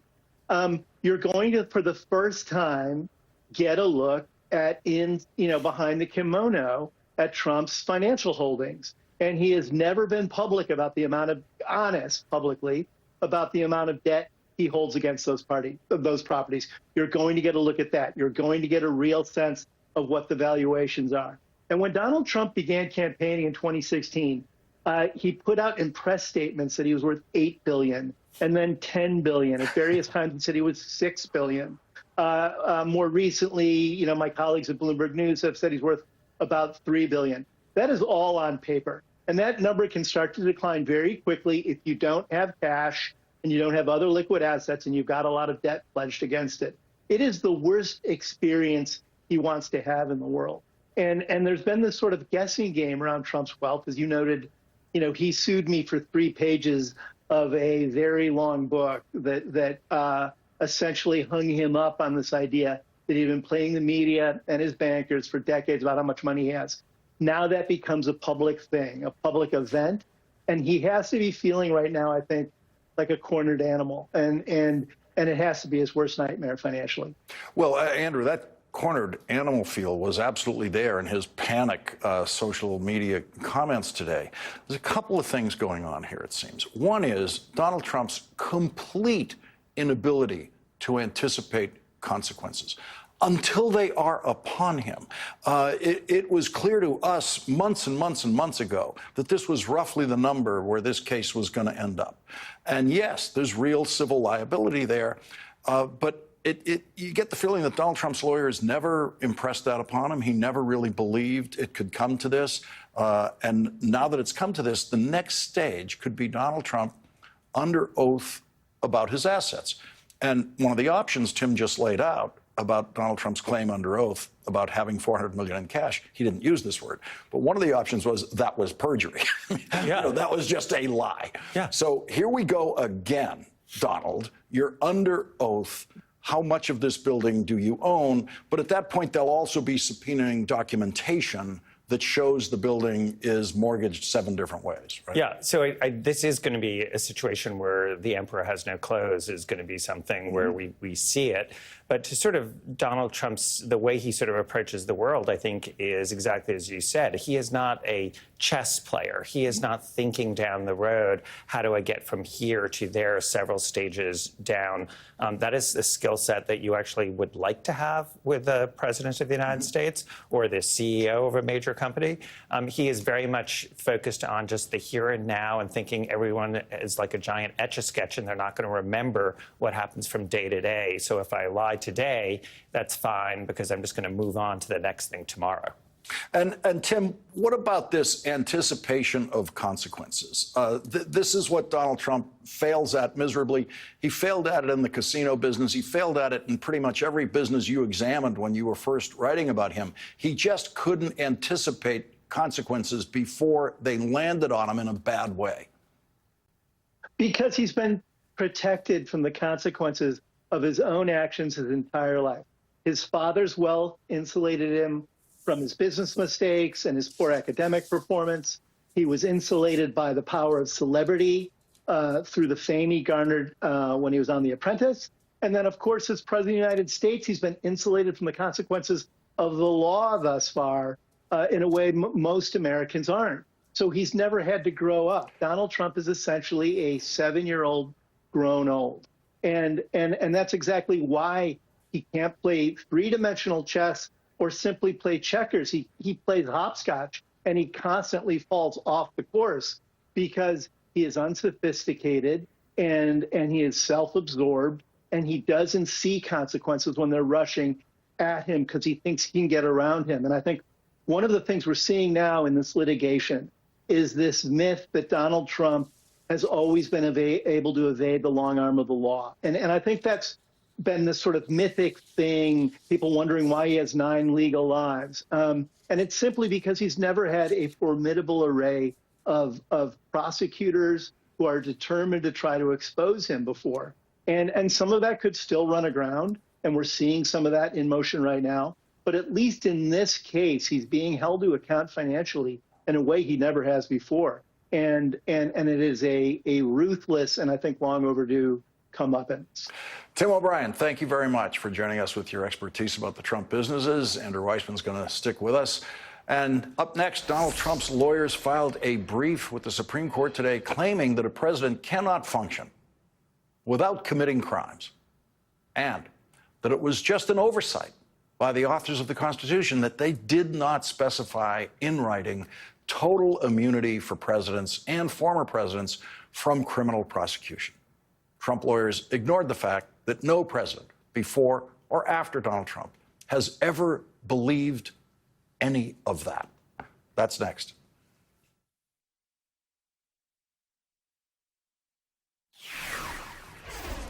Today, Donald Trump's criminal defense lawyers filed an appeals brief with the United States Supreme Court, asking the Supreme Court to establish a new constitutional principle that is not even hinted at in the Constitution and which no president before Donald Trump thought was constitutional or asked the Supreme Court to make it constitutional. Donald Trump is asking the Supreme Court for full criminal immunity for everything Donald Trump did while he was president of the United States and after he was president of the United States. The Trump brief begins with this lie. A denial of criminal immunity would incapacitate every future president with de facto blackmail and extortion while in office and condemn him to years of post-office trauma at the hands of political opponents. The Trump brief does not explain why that has never happened in the entire 235-year history of the American presidency, when no one in the presidency or in the American criminal justice system ever believed that a former president could not be prosecuted for crimes. Everyone in the criminal justice system and in the country believed that Richard Nixon could be prosecuted for crimes that he committed while he was president. And President Gerald Ford, who took office after Nixon resigned, was absolutely certain that the Justice Department would definitely prosecute Richard Nixon for crimes committed while Nixon was president, which is why President Ford pardoned Richard Nixon in 1974. In the 8 presidents from Nixon to Trump, every one of them was always 100% certain that they could be prosecuted for crimes committed in office, just as Richard Nixon was going to be prosecuted before he was pardoned.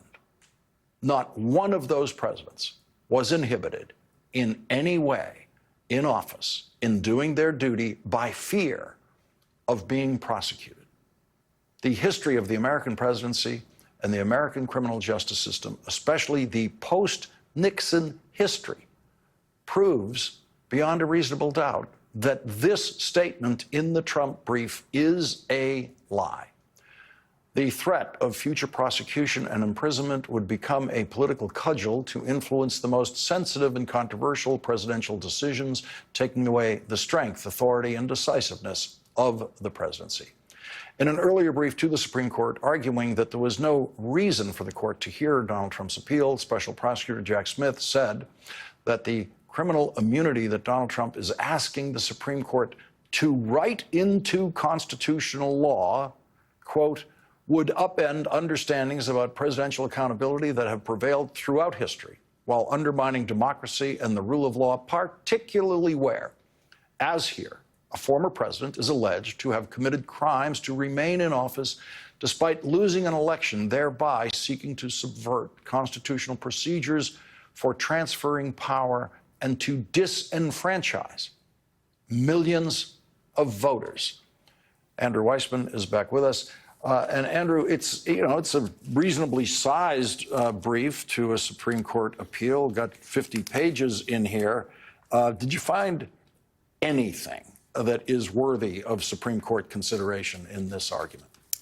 No, but to add to your litany of presidents post-Nixon, it's worth noting that you can add Donald Trump himself, because during the second impeachment, his argument as to why he should not be impeached, successfully convicted in the Senate, was because he could always be criminally prosecuted later.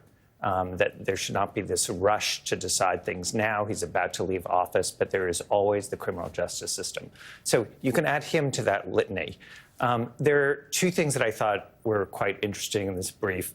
One, I think you will really like, because I was sitting here with you when you were pointing out that Brett Kavanaugh, before he was on the Supreme Court, wrote an article where he said that current presidents should enjoy criminal immunity, that you have to wait until they're out of office, and former presidents can be prosecuted. So you might be thinking, well, that doesn't help Donald Trump in this position because he's being prosecuted as a former president. That Brett Kavanaugh article is cited in this brief, and it is incorrectly cited for the proposition that former presidents cannot be charged. This is a point that my colleague at NYU, Ryan Goodman, pointed out when he looked at this and sort of fell off his chair and was like, that is such a huge stumble. If you're going to cite a sitting justice, you might want to get that right. Yeah, I mean, you can spend a lifetime reading these and never find a Supreme Court justice quoted, cited incorrectly in a brief submitted to the Supreme Court. I mean, this is a level of incompetence that I've never seen before, and that, of course, Donald Trump is incapable of even realizing. Second point. In the brief, to add to your litany of things that are incorrect, whether intentional or not, is the statement that all of Donald Trump's actions with respect to January 6th and leading up to it was because he, the then president, was aware of, and I'm just going to paraphrase, this substantial amount of evidence that there was fraud in the election. The cite to that is to members of Congress. And to his sitting vice president. So neither of those are citations to actual facts. And there'll be a reason for that, which is that 60 judges who heard this said there was no fraud and that would change the outcome of the election. It's remarkable in the introduction of a brief in the Supreme Court to have that statement sort of sitting there, that he somehow has this undisclosed evidence, which he still is representing to the Supreme Court of the United States, but has never, ever represented to the American public. So the next filing on this will be Jack Smith's reply to this. And the Smith filings are the exact opposite in this, just flawless all the way through. We'll be waiting to see what he has to say about this. Andrew Weissman, thank you very much for joining us tonight.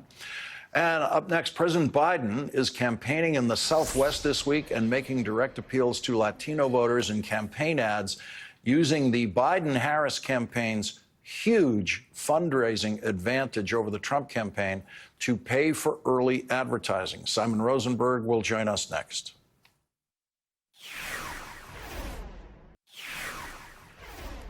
Today, President Joe Biden kicked off a three-day campaign swing through Nevada, Arizona, and Texas with an interview on Univision Radio, which offers programming for Spanish-speaking audiences. But here's the thing I want to stop. Yes. Trump this Saturday called migrants. He said they're not people. He said immigrants are poisoning the blood of this country. He separated children from parents at the border, caged the kids, plans mass deportations of the tens of thousands of people here. He wants to end birthright citizenship. I mean, we have to stop this guy. We can't let this happen. We are a nation of immigrants. The Biden-Harris campaign released this new ad as part of their $30 million ad campaign in battleground states, with the reminder for Spanish speakers about what Joe Biden has done for grandparents who need insulin. For our abuelos. Insulin that costs $35. Or hundreds. That is the difference between Joe Biden and Donald Trump. For women, the freedom to control our own bodies, or doctors going to jail for an abortion. This is the difference between Joe Biden or Donald Trump. Only one choice is right. And the difference between them is your vote. I'm Joe Biden, and I approve this message. Joining our discussion now is Simon Rosenberg, Democratic strategist and author of Hopium Chronicles on Substack. Simon, President working in the Southwest, trying to shore up the Latino vote. Once again tonight in Ohio, President Biden getting a much higher percentage of the vote in his primary than Donald Trump does in his primary. Sherrod Brown now has an identified opponent in the Senate election race, a full Trump-supported opponent who is as Trumpy as Donald Trump. What's your assessment of the state of the race on this Ohio primary night? Well, I think that the most important thing, as you mentioned, is that the Biden campaign is really turning on. I mean, they're starting to spend the money that you mentioned, this big cash advantage they have over Trump. They're starting to get deeper now into the general election. The president and the vice president are campaigning much more. And there's some evidence, I mean, I don't want to jump the gun here a little bit, but there's some evidence that you're starting to see things shift a little bit more in his favor. There are 5 polls taken since the State of the Union that have Biden ahead now. And in the Economist tracking poll, the Economist averages, it tracks all the polls. He's actually up by 1 point over Trump now. So, you know, here we are. We're in the general election. Joe Biden's a strong president. The Democratic Party is winning elections across the country. And Trump is an unprecedented dumpster fire, as you've been talking about all night on this show. So we're running the ads that the Biden campaign is doing because they can afford them and the Trump campaign cannot. Some stunning numbers coming out about Trump fundraising. In 2023, last year, the year before the election year, the Trump campaign raised 62.5% less money from the small dollar donors than it did in 2019, the year before that election. And those small dollar donors are really huge funders in the aggregate of past Trump campaigns. Yeah, look, I mean, Trump is in trouble right now. I think the Trump is strong bubble is bursting in front of our eyes. I mean, he's been as we've discussed on air here, he's been underperforming polling in virtually every early state and struggling in these primaries much more than Biden did in his. They're struggling mightily raising money, both hard dollars with low dollar donors and also high dollar donors, right? We're going to see one of the worst presidential year financial reports from Trump probably in the next few days. Republicans are fleeing the House and retiring in record numbers. There's an unprecedented revolt in the Republican Party right now. We've got news today that a bunch of Haley's most important fundraisers, wealthy people, have now shifted over to Biden and not to Trump. I mean, this thing, Lawrence, we've been doing this a long time. I mean, this is the ugliest political thing that we've ever seen. And I think part of what's beginning to happen now is the bubble, this idea that Trump is somehow strong. He's not. He's weak. He's a dumpster fire. He's not a juggernaut. And I think that the media is beginning to wake up to the fact that Biden is coming out of the State of the Union strong with a huge wind at his back, and Trump is struggling in an unprecedented ways as we head into the general. The New York Times is reporting that there's more money coming Biden's way. League of Conservation Voters want to put $120 million into the Biden campaign. Outside groups like that are pledged already for at least $1 billion. No such announcements on the Republican side. Yeah, look, there's, as we've discussed, I mean, since Dobbs, the Democratic Party is fired up, and we've been winning elections, raising tons of money. We've been taking stuff away from them all over the country. It's a very energized party. We know what's at stake here, right? We know that democracy is on the line, and people all across the country are responding to this call to step up for the Democrats. The same has not been happening on the Republican side. I mean, since Dobbs, they have struggled again and again in election after election. They're now struggling to raise money as well. And I think that, we head into the general here with the Democratic Party strong, unified, and winning elections, the Republican Party struggling, deeply divided, and in rough shape as we head into the general. So, as I like to say, Lawrence, in every way imaginable, I would much rather be us than them as we head into the general election now. Yeah, and the reason we stress the money is that the big money expenditure is buying television ads, and that is still the way that you reach the swing voter in the end. Simon Rosenberg, thank you very much for joining us tonight. Thanks, Lawrence. We'll be right back.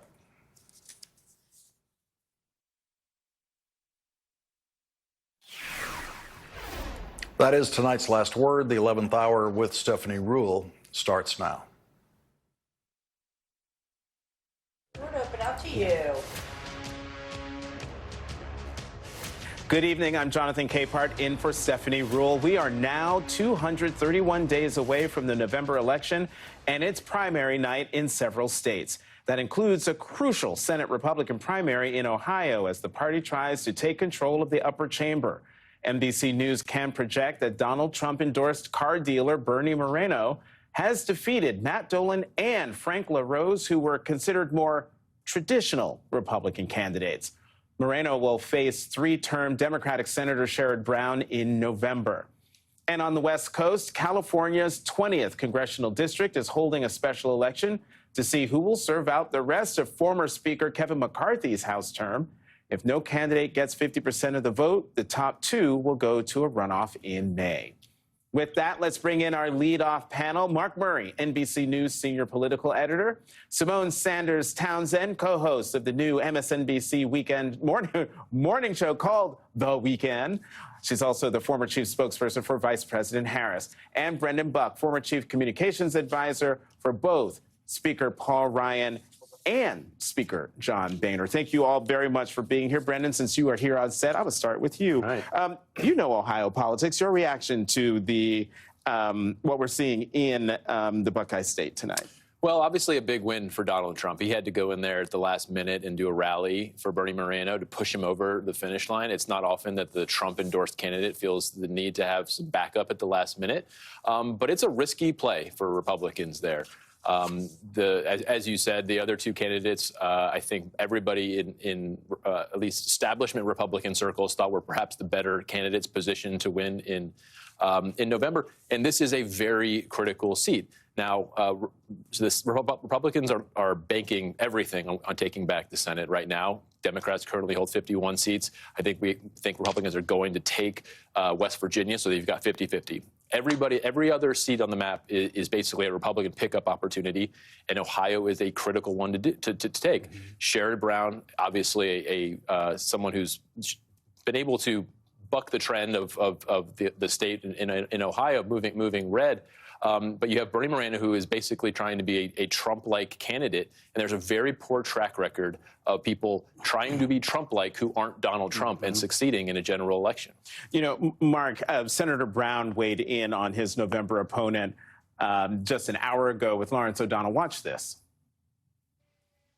Bernie Moreno always looks out for himself. I mean, he has said in this campaign that he won't work with Democrats. He just is going to go to Washington and do his own thing. He's illustrated that by, again, calling for a national abortion ban with no exceptions, even though Ohio overwhelmingly last November voted by 13 points for constitutional amendment on abortion rights. And the arrogance of he doesn't really care what the voters want. That's really who he is, and we will make that contrast. So, Mark, I want to pick up on something that Brendan was just talking about, and that is the importance of this Senate seat. This Senate seat is going to be huge. First of two questions. First, what sticks out to you about this race? Well, what sticks out to me is actually the importance. And I just want to follow up on what Brendan was talking about is that, Bernie Moreno is the riskier Republican winning. And, you even had Democratic groups that were advertising, pushing up and promoting Moreno, calling him the very conservative candidate in this race, who is backed by Donald Trump. And so Democrats almost seem to also think that he was their favorite candidate.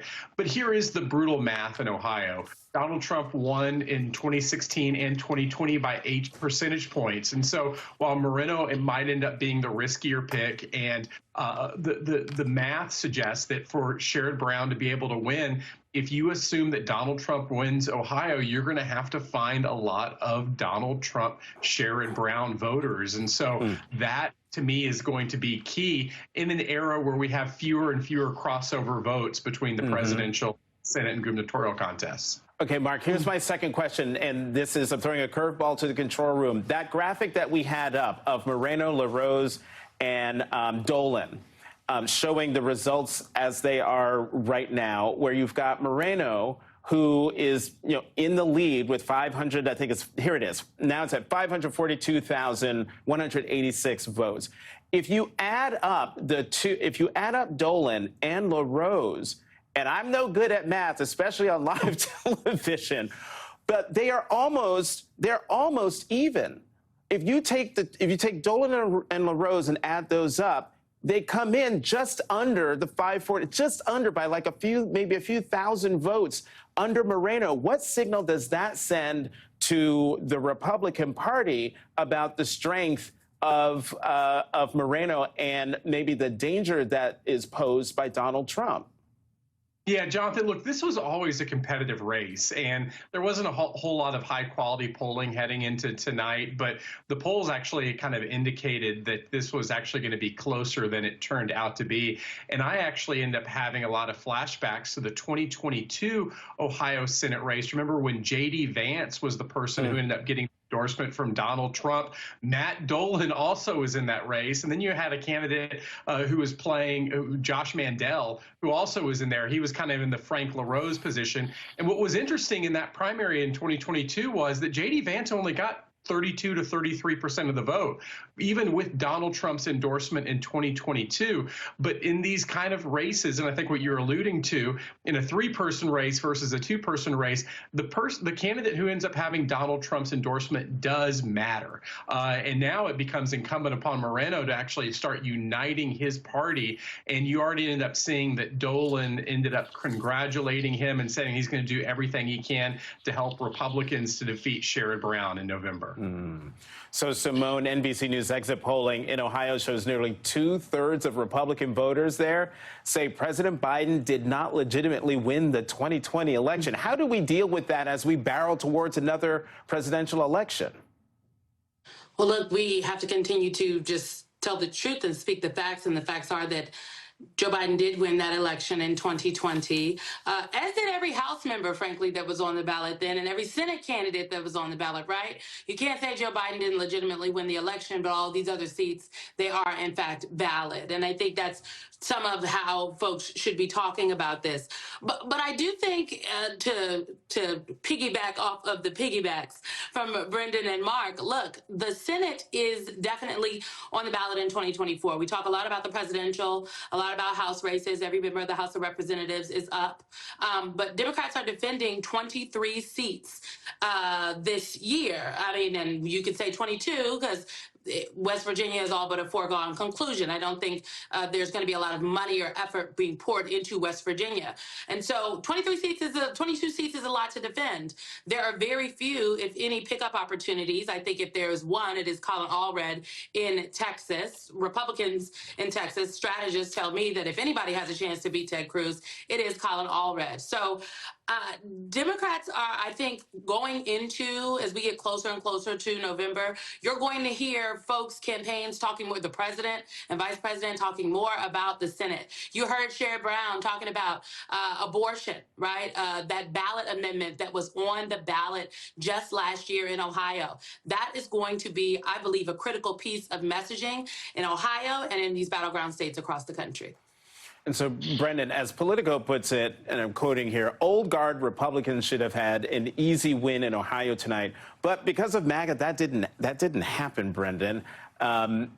Is this trend more about the continuing strength of the MAGA movement or the weakness of the GOP, quote unquote, establishment?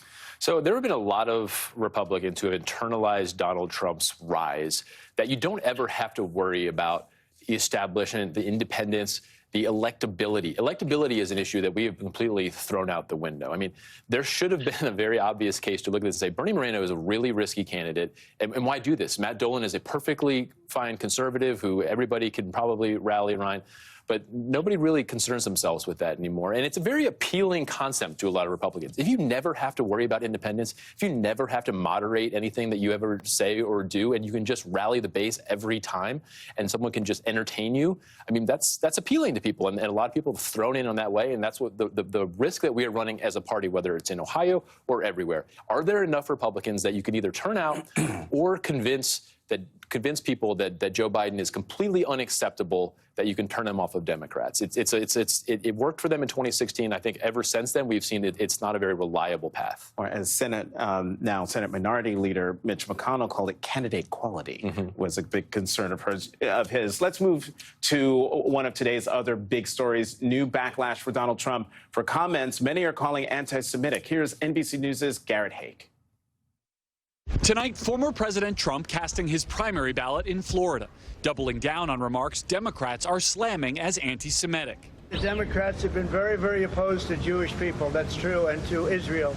All you have to do is look at Senator Schumer. What he did with Israel is a disgrace. After top Senate Democrat Chuck Schumer blasted Mr. Trump earlier today.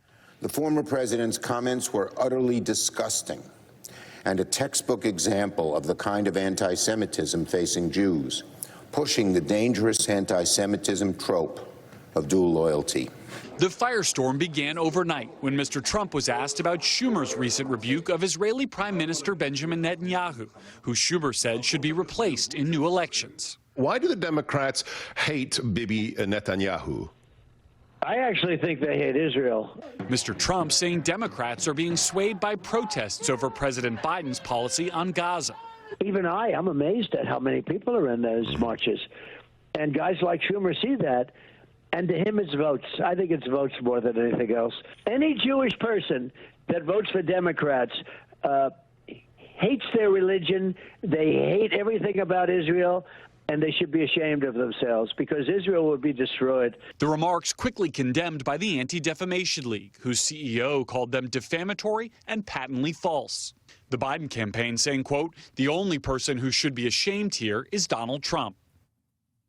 Yeah, no arguments here. Simone, Trump has a history of comments like this, calling Jews who vote Democratic disloyal. He knows the reaction they get, and he clearly doesn't care. What message is he sending to the electorate by continuing to say things like this, or even calling immigrants, quote, animals, as he did this past weekend? Yeah, he said they are not Migrants, human. animals. He said people who are literally coming to the border of this country seeking a better life are not human, and then turned around a couple days later and said, you know, if Jewish people don't want to vote for Republicans, if they don't want to vote for me, they hate Israel. They're not real Jews. It's insane. It is absolutely insane. And Jonathan, I'm so glad that we're talking about Donald Trump's comments. When Chris Christie exited the Republican presidential primary, which seems like eons ago at this point, when he gave his remarks in that round table, round rotunda type thing, town hall, if you will, what he said was that Donald Trump was for himself.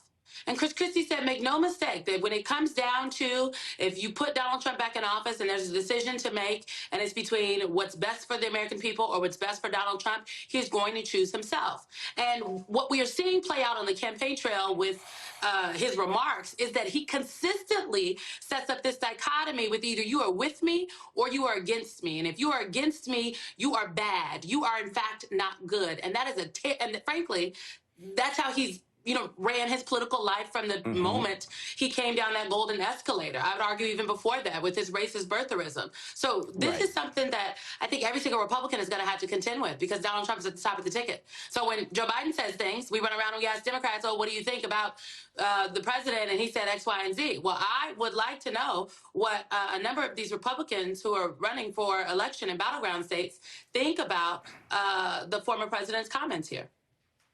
Mark, can you help give us some context here for Trump's offensive comments?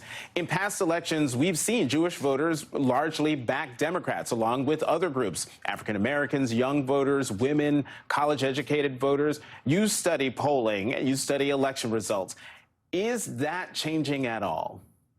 Yeah, Jonathan, so over the last several election cycles, Jewish voters have been one of the more reliable blocks of Democratic voters.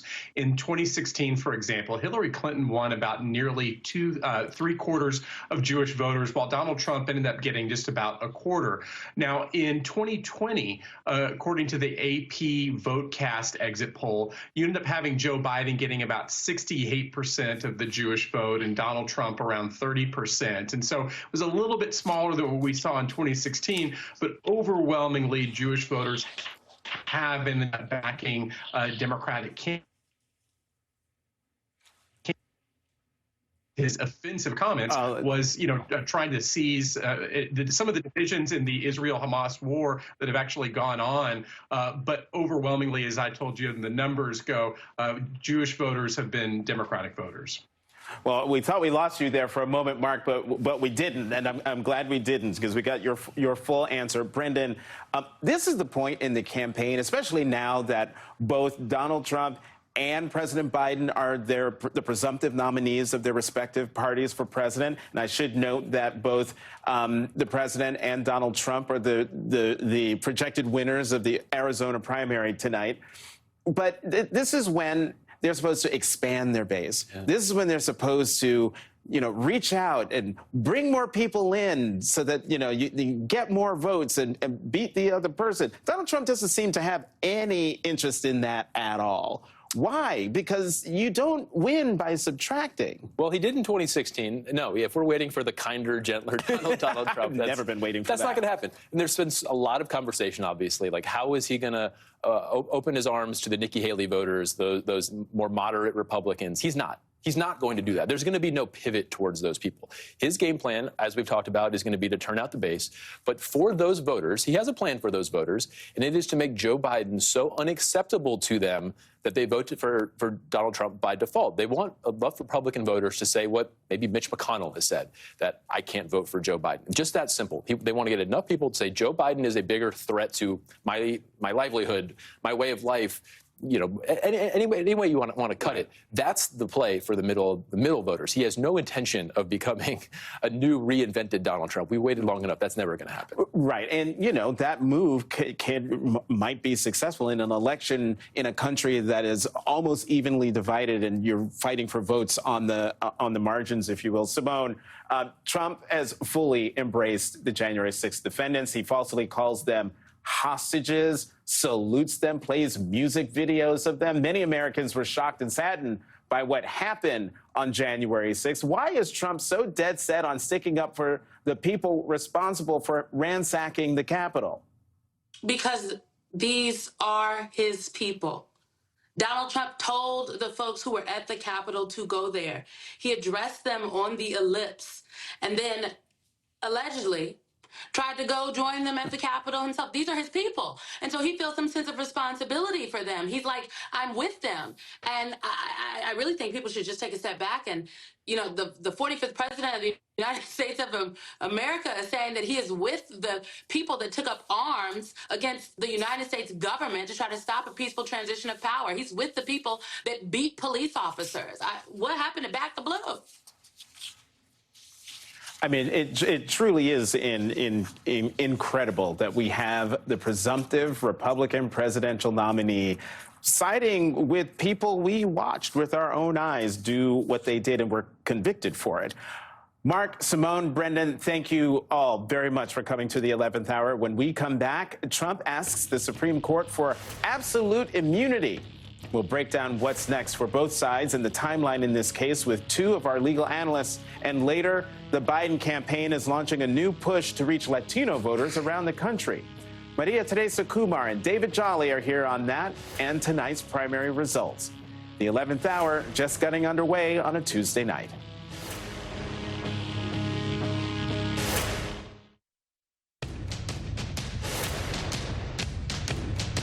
Today, we got a preview of the Trump team's argument for a broad interpretation of presidential immunity. In a Supreme Court filing, his lawyers reiterated that the former president should not be subject to, quote, criminal prosecution for his official acts, adding in part, a denial of criminal immunity would incapacitate every future president with de facto blackmail and extortion while in office and condemn him to years of post-office trauma at the hands of political opponents. The threat of future prosecution and imprisonment would become a political cudgel to influence the most sensitive and controversial presidential decisions, taking away the strength, authority, and decisiveness of the presidency. For more, let's get to former federal prosecutor and MSNBC legal analyst Glenn Kirshner and Christy Greenberg, a former federal prosecutor and former SDNY Criminal Division deputy chief. She's also an MSNBC legal analyst. Glenn, Trump has lost his immunity argument in two courts so far. What did you think of today's brief, and what are you expecting from the Supreme Court on this? Oh, it's very difficult to predict where the Supreme Court might land. They are not the most consistent institution of government these days. But here's what really sort of bothered me when I was reading through this new court filing in the Supreme Court. The very first sentence of the section labeled summary of argument, I'm going to use a nice word, Jonathan, is inaccurate, or I could call it a lie. Here is how they open that section of their brief. They say, quote, a former president enjoys absolute immunity from criminal prosecution for his official acts, close quote. Here's the problem with that assertion of fact. There is no law, there is no precedent, no appellate court opinion, there is no constitutional provision that supports that assertion of fact. Indeed, the Constitution provides the exact opposite in the impeachment judgment clause, where it says somebody can be impeached by the House of Representatives and convicted on the articles of impeachment by the Senate, and they can still be prosecuted for the same conduct. So if they wanted to open their brief with, we would like the Supreme Court to adopt the position that a president has absolute immunity created out of whole cloth, that would be fine. But when they assert something as a matter of fact and it's not a fact, I think that's a really weak way to open a Supreme Court brief. Christy, what did you make of that brief? Well, I think they looked at the question presented, where it says whether and to what extent there is criminal immunity here for former presidents, and really took that on and said, look, we think there should be absolute immunity from criminal prosecution, but if you don't agree with that, well, then we should be looking at absolute immunity for this outer perimeter of presidential duties. And then you have to get into a fact-based analysis about what is an official act. And by the way, who needs to do that fact-based analysis? You need to send that back to the district court. And what does that get you? Delay, delay, delay. That means if this goes back to the district court, it is highly unlikely this trial then happens before the election. So they were taking that invitation from the Supreme Court and really looking to try to extend the time that this will take to get decided. Well, Glenn, Christie just anticipated the question. I was just about to ask you about that very thing, about the justices potentially sending the question back to a lower court for fact-finding. That would certainly be another delay, but do you think that's something the Supreme Court would actually do, especially when they were, I'm sure they were listening to the arguments that we all got to hear, where Trump's folks said, yeah, if he ordered SEAL Team 6 to go murder, do a political hit on a political opponent, that, yeah, he would be immune from prosecution. I don't think they'll remand it to the trial court for additional hearings and findings of fact on exactly what kind of crimes a president should be allowed to commit in his zeal to unlawfully and unconstitutionally retain the power of the presidency. They might do that, but I think it unlikely. I also think, Jonathan, that the Supreme Court covets its supreme status. And if they start ruling that a president can commit all the crimes in office he wants with impunity and complete immunity against prosecution, Donald Trump has told us, his words, he'll be a dictator on day one. And if there's one thing a dictator has no use for, it's a Supreme Court. So I think that's another reason that the Supreme Court would bestow upon a president absolute immunity against prosecution at their own peril. And like I say, I think they covet their supreme status. Christie, Special Counsel Jack Smith has argued that the 2020 election interference case, and I'm quoting here, strikes at the heart of democracy. What could we see in the special counsel's next brief, which is due on April 8th? Well, I think you're going to see responses to a number of these arguments. This argument that you started out with, where Donald Trump argues, if a president is subject to criminal liability, you would have a weak and hollow president that is scared of prosecution when leaving office.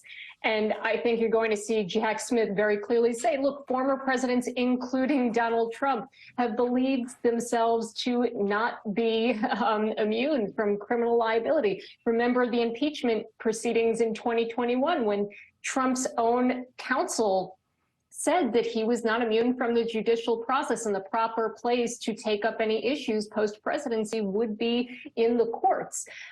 You also have the idea that this prospect of criminal liability is a bad thing. It's actually a benefit. You should want presidents to think that if they take some criminal action, that they could have consequences for that there would be accountability. That is a good part of our system. You would want there to be criminal accountability as opposed to a dictator, which is what Trump wants. So I expect that point, which was strongly made by Donald Trump's team, the special counsel's office will cite heavily to the D.C. Court of Appeals and come out swinging against that point. Glenn, let's talk about Judge Aileen Cannon, who's overseeing the classified documents case in Florida. She's getting attention for her slow pace. She's now asking the defense and prosecution for competing jury instructions. Last I checked, we don't even have a date for a trial. What's going on here? Jonathan, we could spend an hour doing a law school class on what's wrong with this page-and-a-half order from Judge Cannon. You hit the nail right on the head. Jury instructions ordinarily happen, and we begin to discuss them closer in time to the trial. And frankly, you really can't finalize jury instructions until all of the evidence has been presented during the trial proper, because only then you will know what jury instructions are appropriate based on the evidence that's been admitted. But more fundamentally, I would take this and drop it in the recusal bucket, because just a couple of days ago, Judge Cannon said, that law that's been on the books since 1917, the Insurrection Act, that countless spies and traitors have been successfully prosecuted under, I think maybe it's void for vagueness. But you know what? Here's what I'm going to do.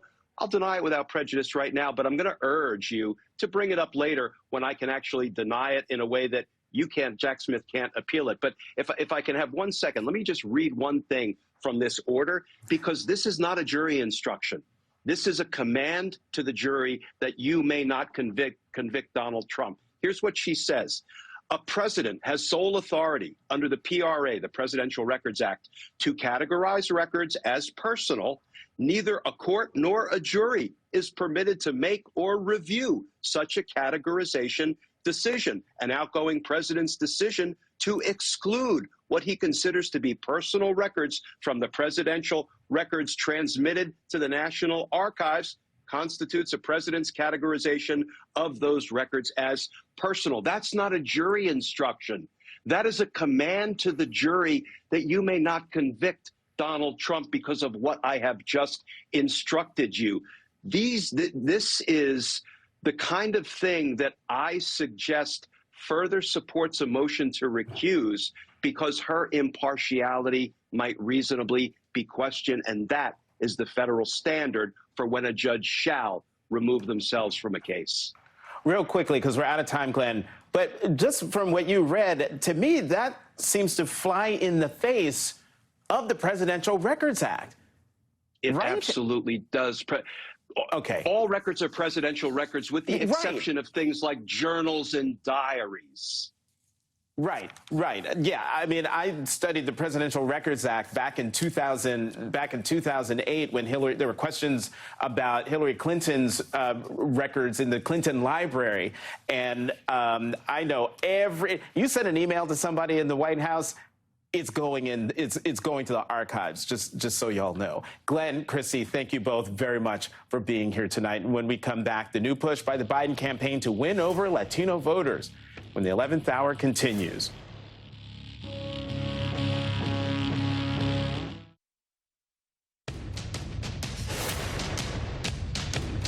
President Biden's campaign is pushing westward tonight in a new effort to secure Latino voters in some key swing states.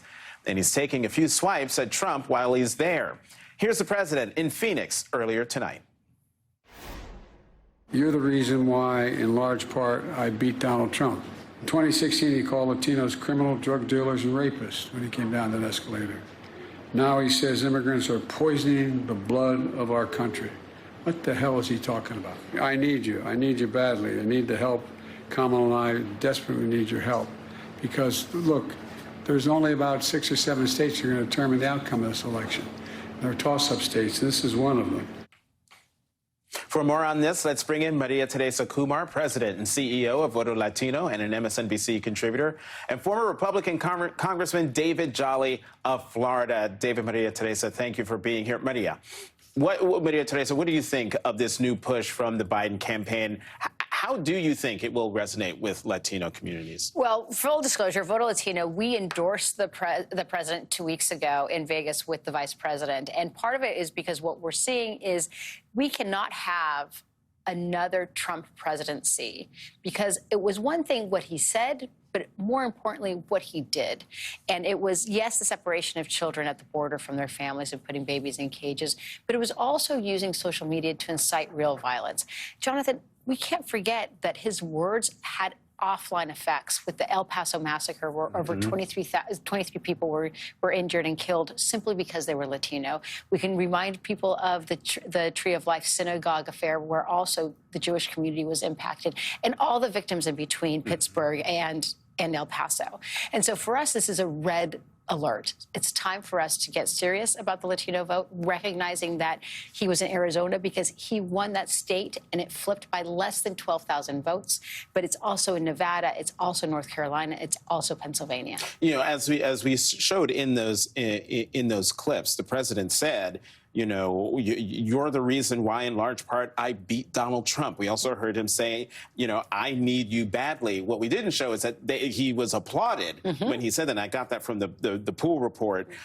So is it really true that Latino voters are turning to Trump and Republicans, or what's the danger here? What's the real danger here? So the real danger is not so much that they're turning to the Republicans. And I often say, look what they're doing. The Republicans have not won a significant amount of Latino voters. Do they win them at the margins? A little bit, but not enough to make impact. What I mean by that is, if you saw what happened in the abortion bill in Ohio, it was Black and Latino voters that supported that piece of legislation for it to go through. White women, even white women in Ohio, were evenly split. And it's because the majority of Latinos believe that they need to have access to abortion care. What we're seeing at Voto Latino, our biggest concern is that people may say, you know, I'm not sure what the president has done, if he's done enough. So I think I'm going to entertain the idea of a third-party candidate. And that is the danger. And so one of the reasons that we endorse is that we need to be able to explain to the folks that the reason that they have $35 insulin is because of the president. The reason that they have their student loans forgiven is because of the president. The reason that they're going to see infrastructure development in places like Nevada and Arizona is because of the IRA and the investment in the community. And it's really going to be, I believe, this election is going to be an election of storytelling and the narratives. What kind of America do you want to live in? One with due process, one that actually believes in rules and laws, one that actually provides benefits when you vote, or one that wants to be an autocrat and basically deride the Constitution and not have the right influence of our democracy in place. You know, David, I want to switch gears and talk about the primary results out of Ohio tonight. One, what do you make of the results? I mean, the Trump-backed candidate for Senate, Bernie Moreno, he won the primary against two other Republicans who got just about, you know, the same amount of votes. You put them together. But what do you make of the results out of Ohio? I don't think it's that much of a surprise. I mean, you can go back to the J.D. Vance race and realize that Donald Trump's imprint on Ohio Republicans is strong. And Matt Dolan out of Ohio, though he was a strong mainstream conservative, very conservative candidate, it's just not the direction the party's going. I think the two intriguing parts of this result is, one, this is a good night for Sherrod Brown. Sherrod Brown is a strong incumbent Democratic senator who needs to win Ohio if the Democrats do have any hope of keeping the U.S. Senate in their control. And then secondly, fast forward, let's say Moreno were to topple Sherrod Brown. You know, what is emerging in the U.S. Senate is now akin to the Freedom Caucus in the House. If you look at J.D. Vance, Mike Lee, Ted Cruz, Josh Hawley, a Moreno, perhaps a Rick Scott, they can cause a lot of trouble for whomever succeeds Mitch McConnell as the Republican leader, whether in the majority or the minority. David, Trump is facing problems within his own coalition, losing ground with the small donors who carried his first and second presidential campaigns. How bad is this for him? Yeah. It's very bad because they don't want to pay his legal judgments and his litigation fees, and they see what the grift and the graft really look like now. And look, I think Donald Trump's financial problems are real, both personally and politically, and that will be a stressor on Donald Trump. I think what we should be most concerned about is, does that create a danger in Donald Trump, the candidate, and possibly as president again? Is he willing to look to bad actors, to foreign actors, for some type of financial reprieve? How does it influence his behavior going forward? We've kind of seen this game with Donald Trump, and it's not a good one. And he blends ethics rules and conflict rules, and that is ultimately bad for the nation. Yeah, Maria Teresa, I would love to get your view on this, because not only do we see the former president having trouble with small donors, but we also know that the Biden-Harris campaign has $155 million cash on hand, and Trump's campaign and all their little money outlets together have like $40 million or something like that cash on hand. Then you add on top of that the financial trouble he has getting the bond money for the $400-something million bond that he's got out there. I mean, I think David raises a good point. I mean, he raised it as a question: could this be a problem? But I think that was a rhetorical question. No, well, and that's the thing, is that we've been able to see what Donald Trump does. We don't need to look far what happens when he's in Oval Office. Just look how much Ivanka and Jared have benefited when they were advisors to the president. They have billions of dollars of deals, whether we're talking about the Middle East, whether we're talking about patents and licensings over in China. Like, if we talk about compromise, they already have been in many ways. And so what happens when he has all these legal bills that he still has to parade, trying to finance what's going to be a $1 billion election, more than likely? It puts all of us at risk. And that is what I think the American people have to remember, that at the end of the day, remember the chaos that we lived every single day, being afraid of what was going to be on his Twitter feed. The amount of anxiety that people were living with. So now is an opportunity for us to take a step back, take a beat, and say, wait, who do we want in the Oval Office? Because it's not just about Donald Trump and his finances. It is literally, how is the security of the nation going to be present under his watch? Right. Maria Teresa Kumar, David Jolly, thank you both very much for coming to the 11th hour. And when we come back, with the election behind him, Putin has a new idea for the battlefield in Russia's war on Ukraine. And it involves setting up on land that doesn't belong to Russia. We get into it with Ambassador Michael McFaul when the 11th hour continues.